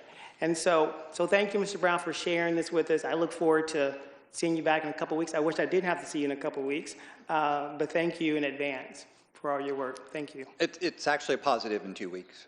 I mean, and hopefully I'll have even better news that the line of credit's been open. So that would be the hope. Both hands. Thank you. I'm looking forward to seeing you in a couple of weeks. Just want that noted for the record. Anybody else looking forward to seeing Mr. Brown in a couple? Great, good, okay. I feel very warm. Councillor Tigan, go right ahead. Yeah, thank you, Madam Mayor. I think to Dr. Brown's point, maybe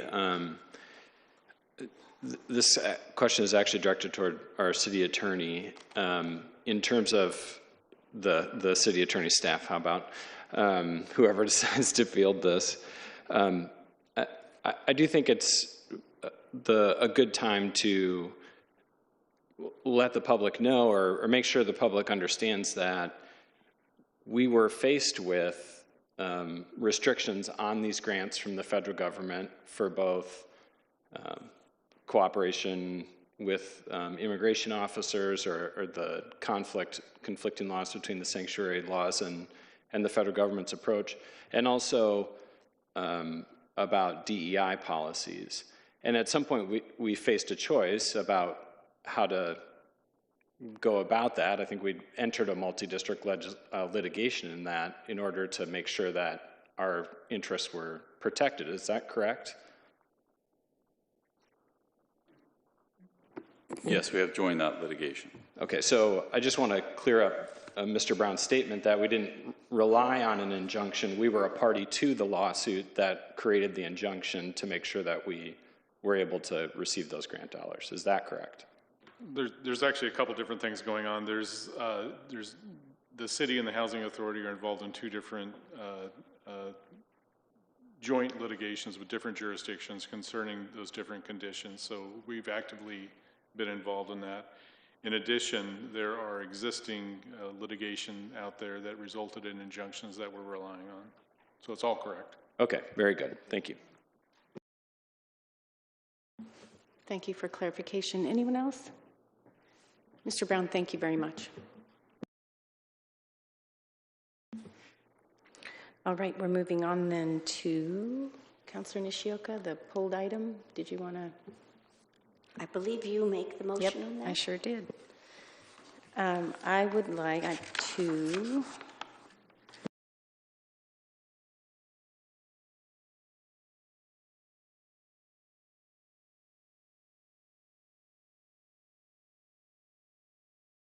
Let me help you with the motion because it's not easy to find. Thank you for that. So you will move approve positions on specific bills for the 2026 Oregon legislative session. Thank you for that. I'll second. I have a motion and a second by Gwen. And I did want to move, before voting though, I wanted to speak together here as a group about the transportation funding letter, which is attached. I wanted the opportunity to discuss this a bit further. It came about quickly, and I brought up some concerns on Friday at the legislative committee meeting, but it felt it would be worth bringing here to council for public discussion. And I would like to make an amendment to that letter before the vote. As written, I cannot support the vote to adopt support for this letter. The letter says that the city fully supports efforts to diversify and increase transportation funding. That sounds to me like a blank check. It doesn't define what increase means. It doesn't include any accountability language, no sunset clause, no opposition to new taxes on Salem residents. I'm 100% in support of fixing roads and giving Salem flexibility with existing tax revenue to do so. Can we amend this letter to make it clear what we are supporting? Like 50-30-20 split would be great. I cannot sign an open-ended statement of support for increasing transportation funding with zero guardrails, especially right now when the transportation tax referendum has yet to be voted on by the people of Oregon. I'm still supportive of sending a letter. I'd just like to amend it. I'd move to delete the second paragraph and replace it with the following language. Are you ready for this? As you consider solutions, please understand the City of Salem fully supports efforts to keep and improve our flexibility to support efficient and effective operations and maintenance of existing infrastructure. This must be done starting with a greater accountability at the Oregon Department of Transportation and seriously reviewing how already allocated funds are being spent without going back to the taxpayers for additional revenue. That would be my suggestion, and I'll open it up for discussion. Yes. Motion and second. You have a motion? Okay, okay. So just so we're clear, you made the main motion, which was essentially the committee's recommendation. And then I think then you discussed making a motion, but I'm not clear whether that was. So if you could just restate what your motion to amend is, that would be great. And would that include just the paragraph change? Yes. Okay.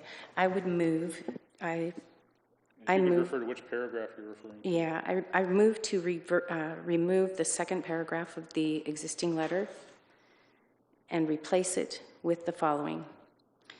As you consider solutions, please understand the City of Salem fully supports efforts to keep and improve our flexibility to support efficient and effective operations and maintenance of existing infrastructure.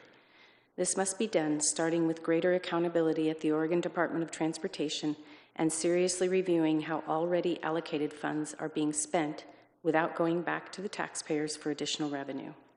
Second. Yeah, so you've got your motion to amend with a second by Councillor Gwynn. Thank you. And discussion. Councillor Nordyke, I see your hand. Thank you. Did you submit this amendment in writing? It would have been nice to have a preview of it for tonight's meeting. I did not. Okay. I mean, I'm listening to it orally. It sounds fine. I'm in favor of it, and I'll be supporting your motion. But if we're going to add and subtract language whenever possible, as the maker of the motion, any maker of the motion, not trying to pick on any one person, please try and get it in writing to us so we can take a look at it. It helps me assess whether to approve it. But in terms of speaking of the merits, I certainly agree. We were all at the same legislative committee meeting when we reviewed this letter, Madam Mayor, and nobody in the room said that we wanted the staff to draft a letter that would give the state a blank check. So I just want to be clear, that was never what we said we wanted, and I don't believe, in looking at this letter today, I still don't think that's what it means. But I understand your desire to be crystal clear. We don't want to confuse people.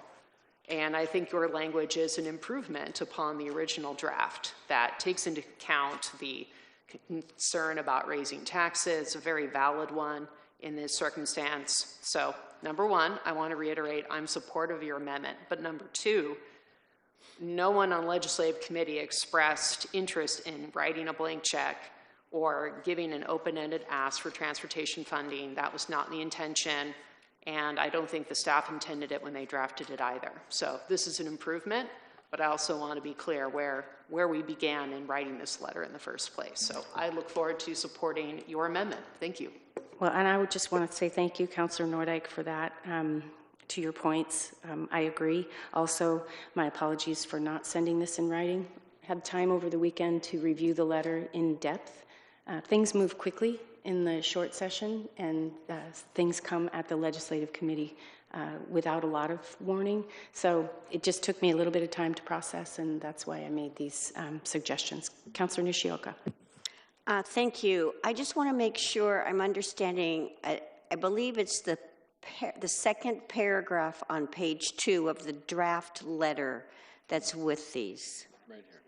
Oh, it's that one. It's page 1. All right, great. Thank you. I was just looking at the letter. I was trying to understand where your amendment was going. Thank you very much. Councillor Brown? Thanks, Madam Mayor. So just so I'm clear, it's the paragraph that starts, as you consider and ends in infrastructure. That's the paragraph we're talking about? Yes, sir. So, yes, I'm going to follow Councilor Nordyke. Being a member of that particular team, I don't recall that this was an issue. I would like to see it in writing. I think I'm a little bit thrown off.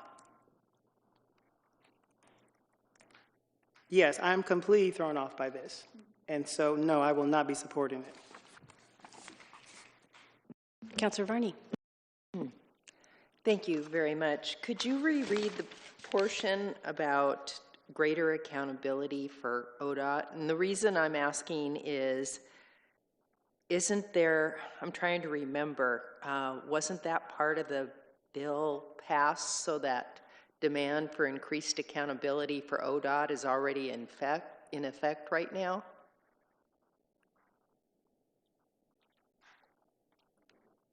I just want to make sure we're clear in the letter. Which bill you're referring to? The House bill, the original House bill included accountability for ODOT as well as the gas tax and all that, the one that was referred. But I think they referred just the taxing part of it and not the requirements for greater accountability for ODOT. That was my understanding, and I'm just asking for clarification since that's in part of your motion. I don't have that original House bill in front of me. I'm not sure. Councillor Matthews? Yeah, I understand the concept of it kind of coming at you pretty fast, because I think we all got this letter. For anyone that wasn't on legislative committee, we got it this morning. And so when I read it for the first time, I was like, all right, whatever.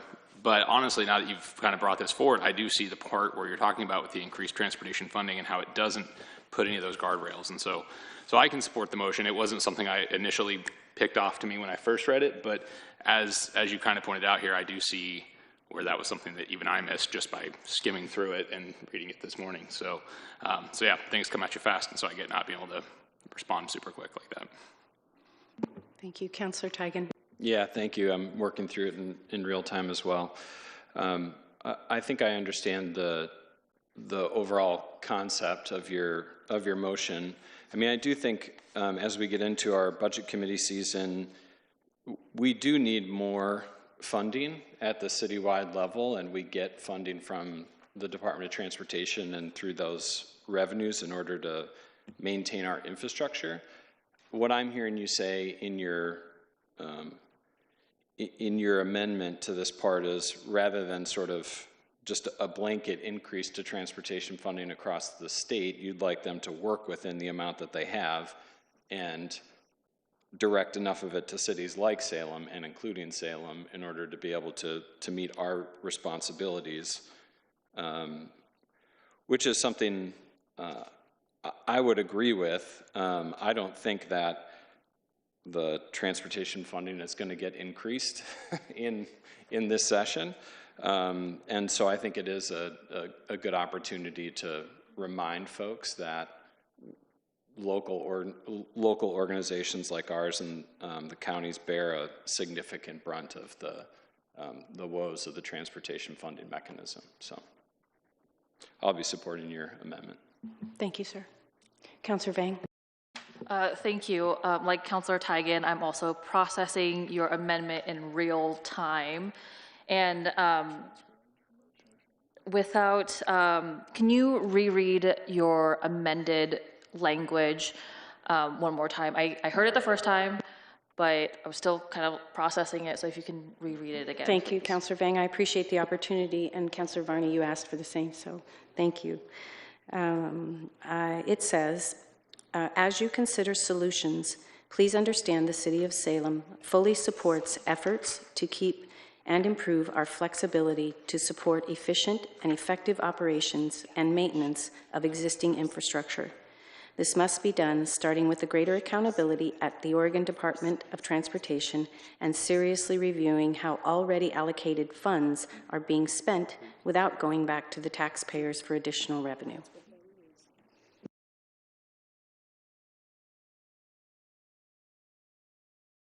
Thank you. You're welcome, Councillor Varney. I just wanted to say thank you. I just wanted to make sure there wasn't a conflict or something there, so thanks. Yeah, and also I support the motion too. Thank you. Councillor Matthews.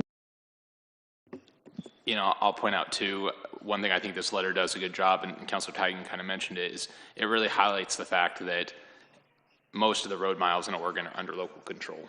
And so when I read that, you know, or when I'm looking to not tell ODOT how to solve their financial problems. I am looking for ODOT to allocate more funds to Salem or to local infrastructure. And so I think that yeah, I think to me it fits well with the just whole narrative of the picture of the letter. So, Thank you. Anyone else? Seeing no further discussion, do we call the roll on the first motion or the amendment? Oh, Councillor Bang. Thank you. Would it be possible to take like a 5-minute break? Or do we have to vote on the amendment first before we recess for break? Or no? You can take a break before voting. Okay, we'll adjourn for 5 minutes.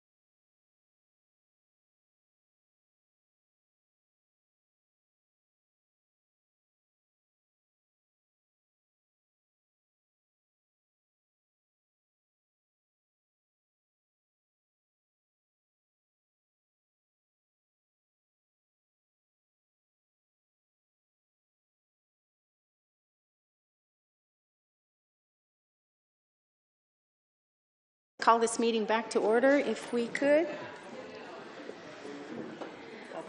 We were discussing the amendment, correct? Yes. To item, what is now item 5C. And do we take the vote on the amendment or the original motion? You would begin by voting on the amendment. Okay, if there's further discussion, Councillor Bang. Thank you. I appreciate the mayor and council for taking a break while I take some more time to think about this issue. But now that we've come back, I think I'm ready to move forward with a vote. Okay. If nothing further, will the recorder please call the roll on the amendment? Councillor Nishioka. Aye. Councillor Matthews. Aye. Councillor Gwen. Aye. Councillor Brown. Aye. Councillor Vang. Aye. Councillor Nordyke. Councillor Varney. Aye. Councillor Tigan. Aye. Mayor Julie Hoy. Aye. Motion passes, and we are moving on then to information reports. No, we have the original. You now need to vote on the motion as amended. Thank you, Mr. Weinstein, the substitute city attorney. Don't hesitate to poke me. That's what Dan does when he sits there. So thank you for the reminder. Will the recorder please call the roll? Councillor Matthews. Aye.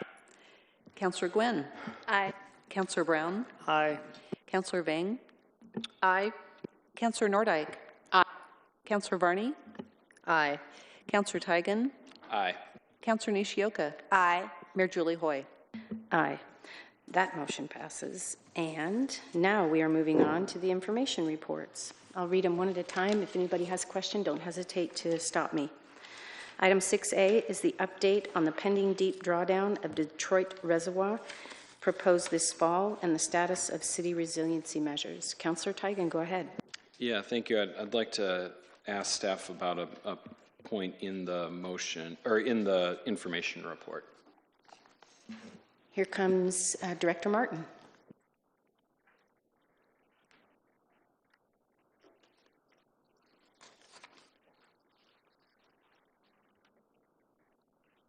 Thank you, Mr. Martin. Good evening, Brian Martin, Public Works Director. I just wondered if you could give us a little bit more clarity on the one of our mitigation efforts associated with the deep drawdown was drilling additional wells at Guerin Island, and it said in the staff report that we hadn't been as successful as we had hoped in those well drilling. So if you could just give us a little bit more information and what next steps are there. Yes, absolutely. So we drilled 4 wells, which is what our plan was. We were hoping to get high yields out of those wells, so we were hoping for up to about 6 million gallons a day of water, and right now we're at about 1.5. And so what we are doing is we're trying to further develop those wells to see if we can get them to flow better, but they're not going to get to 6 MGD.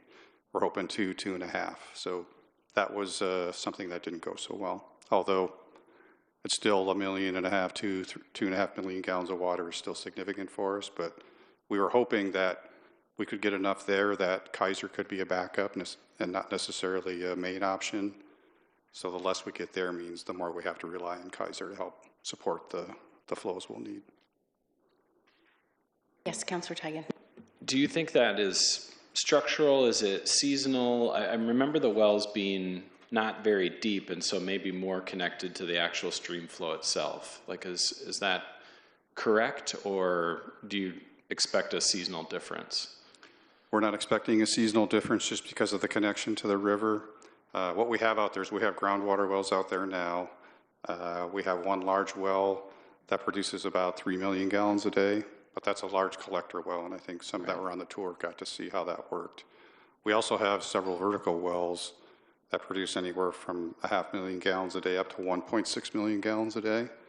So when we looked at the hydrogeology of the island, we were hoping if we can really get some of those 1.6s instead of the 0.5 million wells, that would really help us better.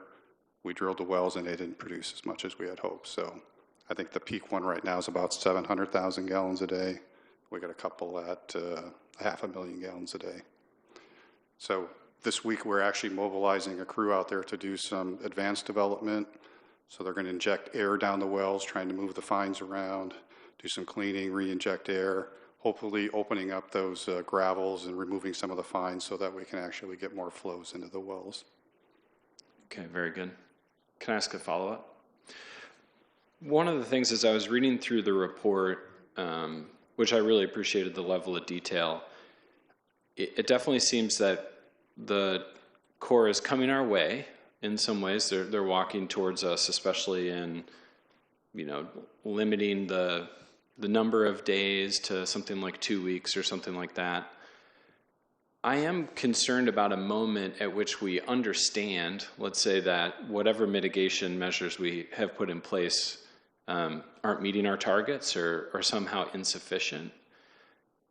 Do you have an understanding from the Corps, if we put them on notice, how long it would take for them to stop their action and for the water to clear up so we could then begin to use it again? Do you have a sense of that timeline? I don't have a sense of the timeline on how long it'll take the turbidity to clear up. Some of it is dependent on the season and how much rain we're getting, and that'll kind of dictate how much turbidity is in the water. So in a low rain year, there'll be less turbidity, probably will clear up faster. In a high rain year, the turbidity will be more extensive and will take longer to clear up. The Corps believes that the turbidity for Detroit is not going to be anything like the other reservoirs, so they think we're going to be okay. We don't quite see it that way. And so one of the requests we had when we commented on their draft supplemental environmental impact statement was, hey, you need to put a turbidity trigger in here, and when it reaches the threshold of where we have concerns, you stop the drawdown, not thinking that it'll never get above that threshold, but if they stop the drawdown at that point in time, the time for recovery is going to be significantly less. So that's really what we're hoping for.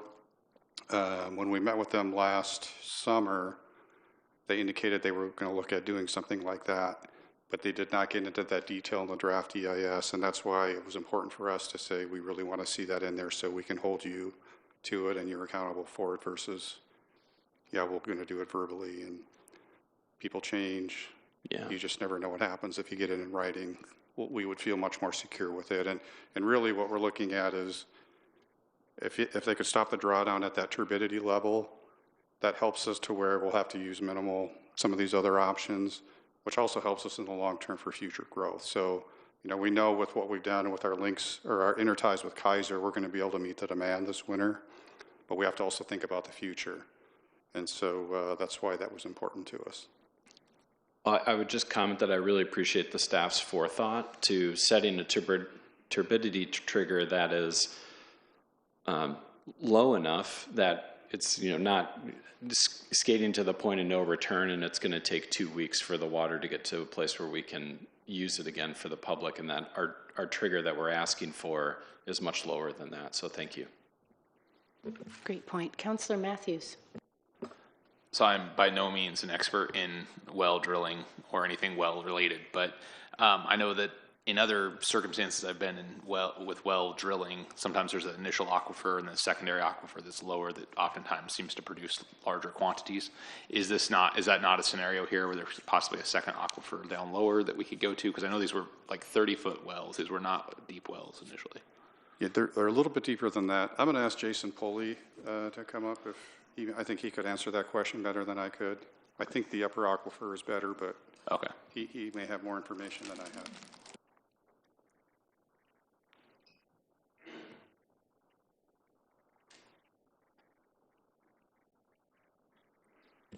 Good evening, Mayor, Councilors. Jason Poley, Assistant Director. We have looked at that possibility, Councilor Matthews, and the hydrogeology suggests that the shallow alluvial aquifer that we're targeting is the primary aquifer. We have drilled at Guerin Island to depths greater than 150 feet and have still not found anything, not in this most recent activity, but historically we have gone deeper.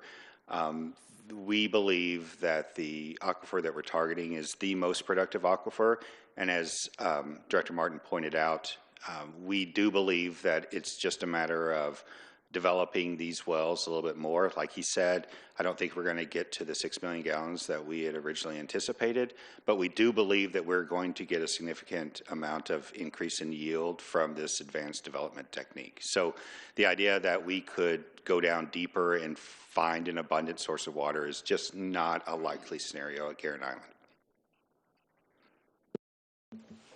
Councillor Nishioka. Barney, go first. Thank you.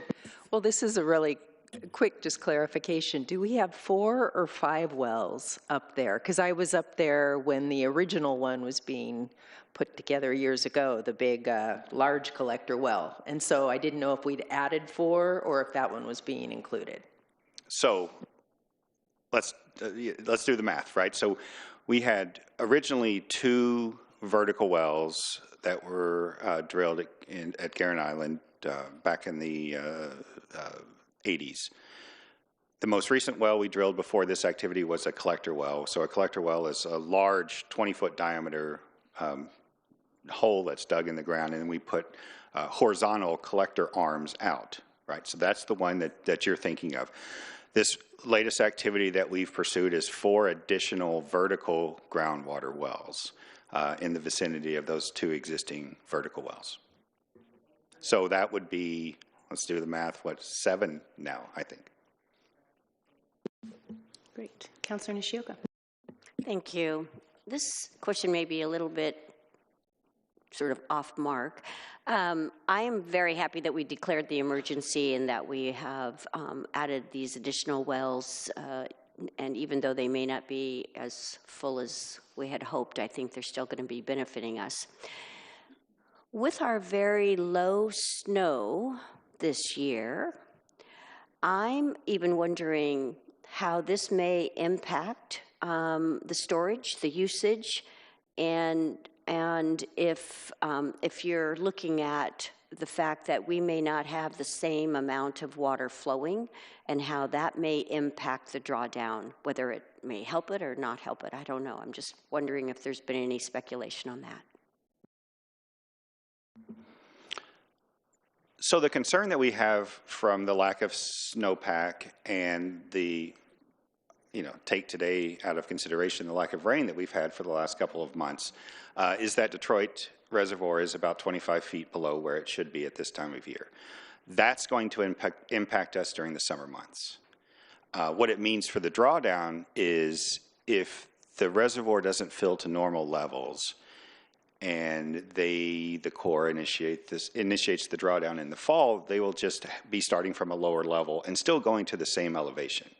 Now, that being said, if we're experiencing a water year like we're having right now, this time next year, then we have a real concern about the reservoir filling up and having adequate water reserves. So I don't think that the first year of this drawdown is going to be affected by what many perceive is going to be a drought year. I think it's the subsequent years where the reservoir is starting at a lower level and trying to fill. So we've got 55 feet that they're going to be trying to fill. And so in water deficit years, that's going to be much, much more difficult. Thank you again. I appreciate all the work that you've done connecting to Kaiser, and that we are hopefully ready for whatever water usage events there may be. Councillor Matthews. Who would have thought this was going to be the most robust conversation of the night? I mean, off of a simple question on an information report. So you mentioned that there were 2 vertical wells drilled in the 1980s. What is the yield on those 2 those wells, the 1980s wells? Those are typically about 1.4 to 1.6 million gallons per day each. So are those producing higher than what our current ones are that we just drilled? That's correct, yes. Oh. And so there's some thought out there that since those have been well, no pun intended, well established, that over time, because of the types of sediments and the aquifer that we're targeting, that the production will increase over time with the additional 4 wells that we've just drilled. Got it. Okay. Anyone else? Councillor Brown. Thanks, Madam Mayor. Not a question. I just want to say, Director Martin and Assistant Director Pulley, thank you so much for taking the time to come to speak with our Northeast neighbors this past week. I know that just makes your day even longer, but just being in that space, answering some questions, calming folks' nerves, and even here, just thank you for all the work that you do behind the scenes. So thank you. Anything else? Thank you so much, gentlemen, for stepping up and educating us. Bottom line is Mother Nature will always be in charge, I think. But you do a great job of predicting her movements. We are moving on then to item 6B, purchases approved administratively. No. Yes. Purchases approved administratively from January 1, 2026 through January 31st, 2026. Yes, Councillor Nishioka. Thank you. I just saw something on this, and it's item number 11. And I'm wondering if we might get a little bit more information on this one. I hope Mr. Engelston can come down and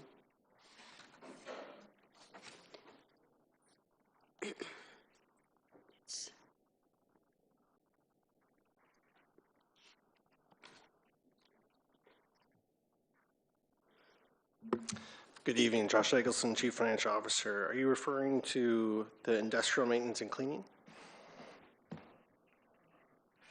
I'm just trying to understand what this is for. I see it's coming out of the general fund, and I haven't seen it before.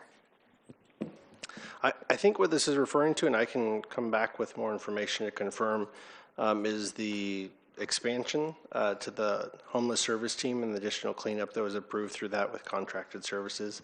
I believe that's what this change order is related to, but I can follow up with additional information. Great, thank you. Yes, Councillor Brown. Thanks, Madam Mayor. Thanks, Councilor Nishioka. That was the one I had a question about also. So, Mr. CFO, you're going to come back and share this with us. Will you be able to let us know how much ODOT is contributing to this? Will you know that or no? And the reason I ask, give you more think time, the reason I ask is somebody's asking me. And I want to know also, but since they're at the table and they are trying, they made some good efforts in cleaning some things up in the past 48 hours or so, I just want to know financially how they're supporting the capital city, if they are. Yeah, I appreciate the question. I'm not sure we'll be able to answer directly. I'm not involved in tracking their costs related to homeless cleanup. And right behind this, I think this follows Councilor Nishioka's question, that this $60K, this probably does not cover the cost of the trash itself. This is probably people. right? Would that be a fair assumption or no? I believe it is both the cleanup and the actual disposal. Okay, thank you, sir. Thank you, Mr. Eggleston. Moving on to item 6C, fiscal year 2025 financial audit of the City of Salem.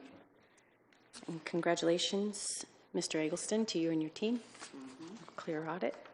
Item 6D, the hearings officer decision, a consolidated application for a conditional use permit, Class 3 site plan review and tree variance for a new 4,500 square foot building and site improvements for an existing church. Approved.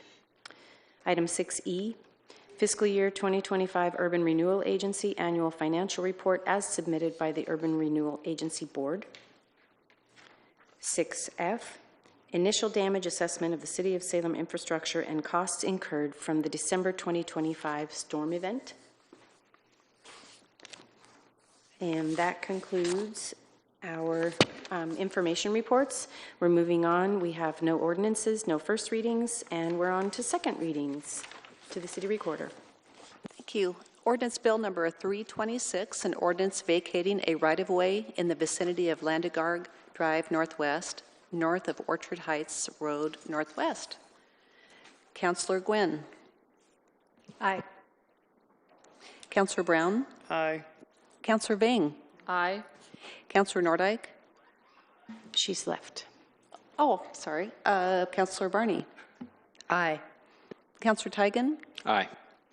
Councillor Nishioka. Aye. Councillor Matthews. Aye. Mayor Julie Hoy.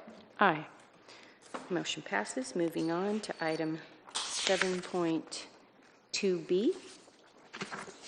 Ordinance Bill number 226, an ordinance relating to the Fire Prevention Code, amending SRC sections 58.001, .003, .004, .190, .305, .455, and .457. Councillor Brown. Aye. Councillor Vang. Aye. Councillor Nordyke is absent. Councillor Varney. Aye. Councillor Tigan. Aye. Councillor Nishioka. Aye. Councillor Matthews. Aye. Councillor Gwynn. Aye. Mayor Julie Hoy. Aye. All right. Thank you. We are moving on to public comment. We have a couple of folks signed up to speak. I'll call two names at a time. Please come forward, push the button there till the light turns green. You'll have 3 minutes to speak. Please announce your name, your address, or your ward for the record. Kathleen Thorpe and Andrew Marshall.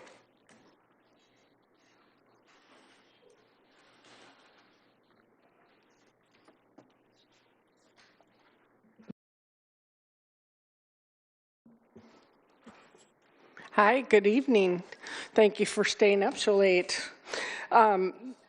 Mayor, City Manager, Council, thank you so much for the REACH project. I have a tremendous amount of gratitude for that effort. I also want to express my concern for our neighbors and friends and with their families and friends in Mexico right now. I'm hoping that the unrest will be settled and everyone will return to a safer environment soon. And presenting tonight, I'm wanting to talk a little bit about addiction and addiction treatment. As some of you know, I volunteer at Safe Sleep, which is a women's shelter, and I thought to myself, well, I don't really relate to this addiction problem, as I don't do drugs or alcohol or any of that sort of thing. And then I thought, unless somebody threatened my coffee in the morning, then that would be a real problem. And so I started kind of relating to this whole thing. The good thing about coffee is it doesn't really change, my personality over. Yes, it does, because no coffee, no good. So we all reach out in our different ways. Many addicts that I've talked to and that I've known get to experience detox in prison. And also many of our recovering addicts credit their start to sober living because of an experience in a jail environment. And for them, those kinds of situations have worked well. It's not an across-the-board solution for anyone. We are all individuals, and so how we approach our addiction issues are individual. And incarceration, although a very powerful tool for detox, isn't the sole one. It's not necessary that everyone needs to be incarcerated. And also, one thing we know about incarceration is it's expensive. So last year, we experienced an order that came down that basically, combined with budget cuts for housing and health care, caused some real problems. And when the National Homeless Law Center looked at it and they said basically forced treatment is unethical, ineffective, and illegal. And I know from personal experience that this is probably pretty true. I know I have such, is it really 8 seconds? The good news is you guys have this in your... I'm sorry, your time has expired. Thank you for your testimony and for including it in the packet. Thank you for that. Mm-hmm. Last meeting? Okay, great. Thank you for clarifying from the 9th. All right, Andrew Marshall and then Tim Cowan.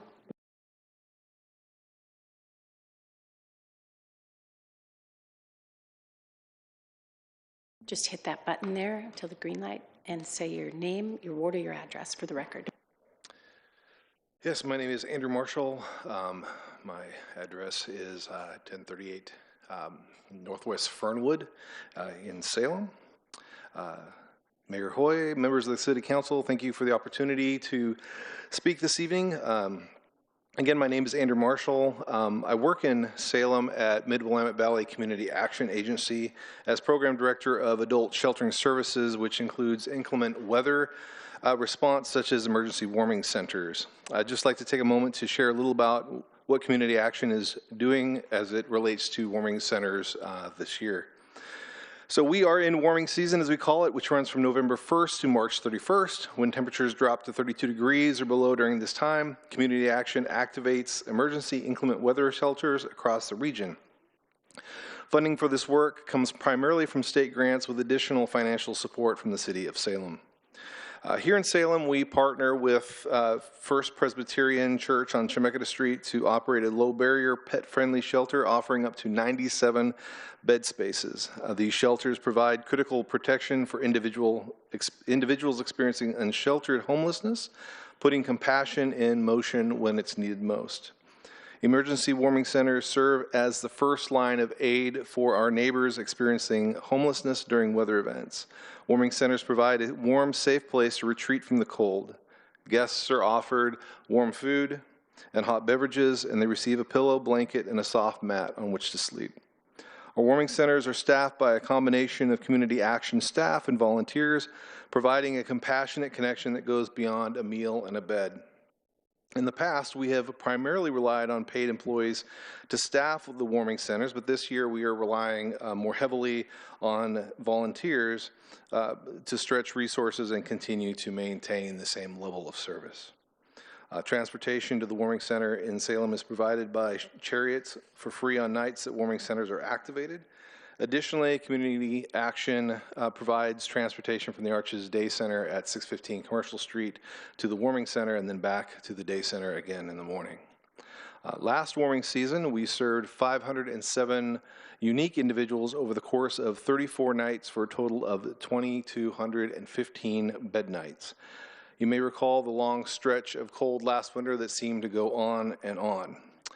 So far this year, we have activated for 14 nights, 10 of those consecutively, for a total of 802 bed nights. The fundamental goal of warming shelters is to save lives.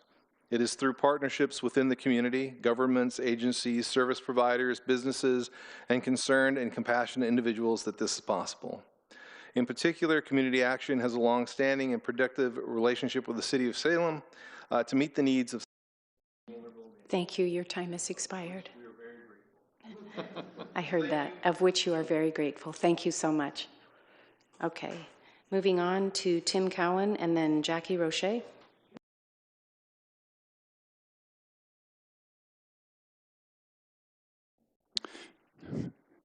Mayor, City Council, for the record, my name is Tim Cowan. I just wanted to take a moment to compliment you on your decision you made on the $200,000 that you put into the program to those 4 different areas. I thought the discussion was so good, I can use that when I go to the state and help you come up with additional funds. It was perfect, and I wanted to compliment you on that. And I will be going to the state, especially even if it's a short session. I'll see what I can do to help generate some funds for you. Okay? So thank you for doing such a nice job.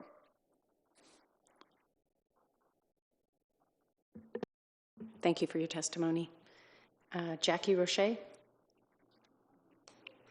Please remember to state your name or your address. Your name, your address, or your ward for the record. Yes, hello, Jackie Roche, Ward 4. I always forget. It's challenging. You never know when to write your name down for public comment because you don't know if something you guys say will spur a thought. And my only thought was when Councillor Brown mentioned with the survey that was being presented, you mentioned about the how ICE is impacting how people feel safe. And the only thought I had is that is a very good point, and that is a very realistic issue within our community. However, if that was not a question that was previously mentioned or talked about in the initial survey, then we're not comparing apples to apples in the follow-up survey and then on. So that was my only thought when that was brought up. So I didn't know if that's like something we want to add in so it can be consistent for the future surveys. So just thought I would share. And then, I don't know how we discovered that company for the survey. There are a lot of businesses in Salem that do surveys, and I didn't know if that was within the capacity to suggest maybe seeing what other media organizations are here that can put out surveys so we keep our dollars local, which helps the city with their taxes make more. So anyways, I just thought I would throw that out since we were listening to that presentation. That's all. Thank you. Thank you for your testimony. Is there anyone else in the room who would like the opportunity? You'd have 3 minutes now to speak. Okay. Seeing none, we are adjourned.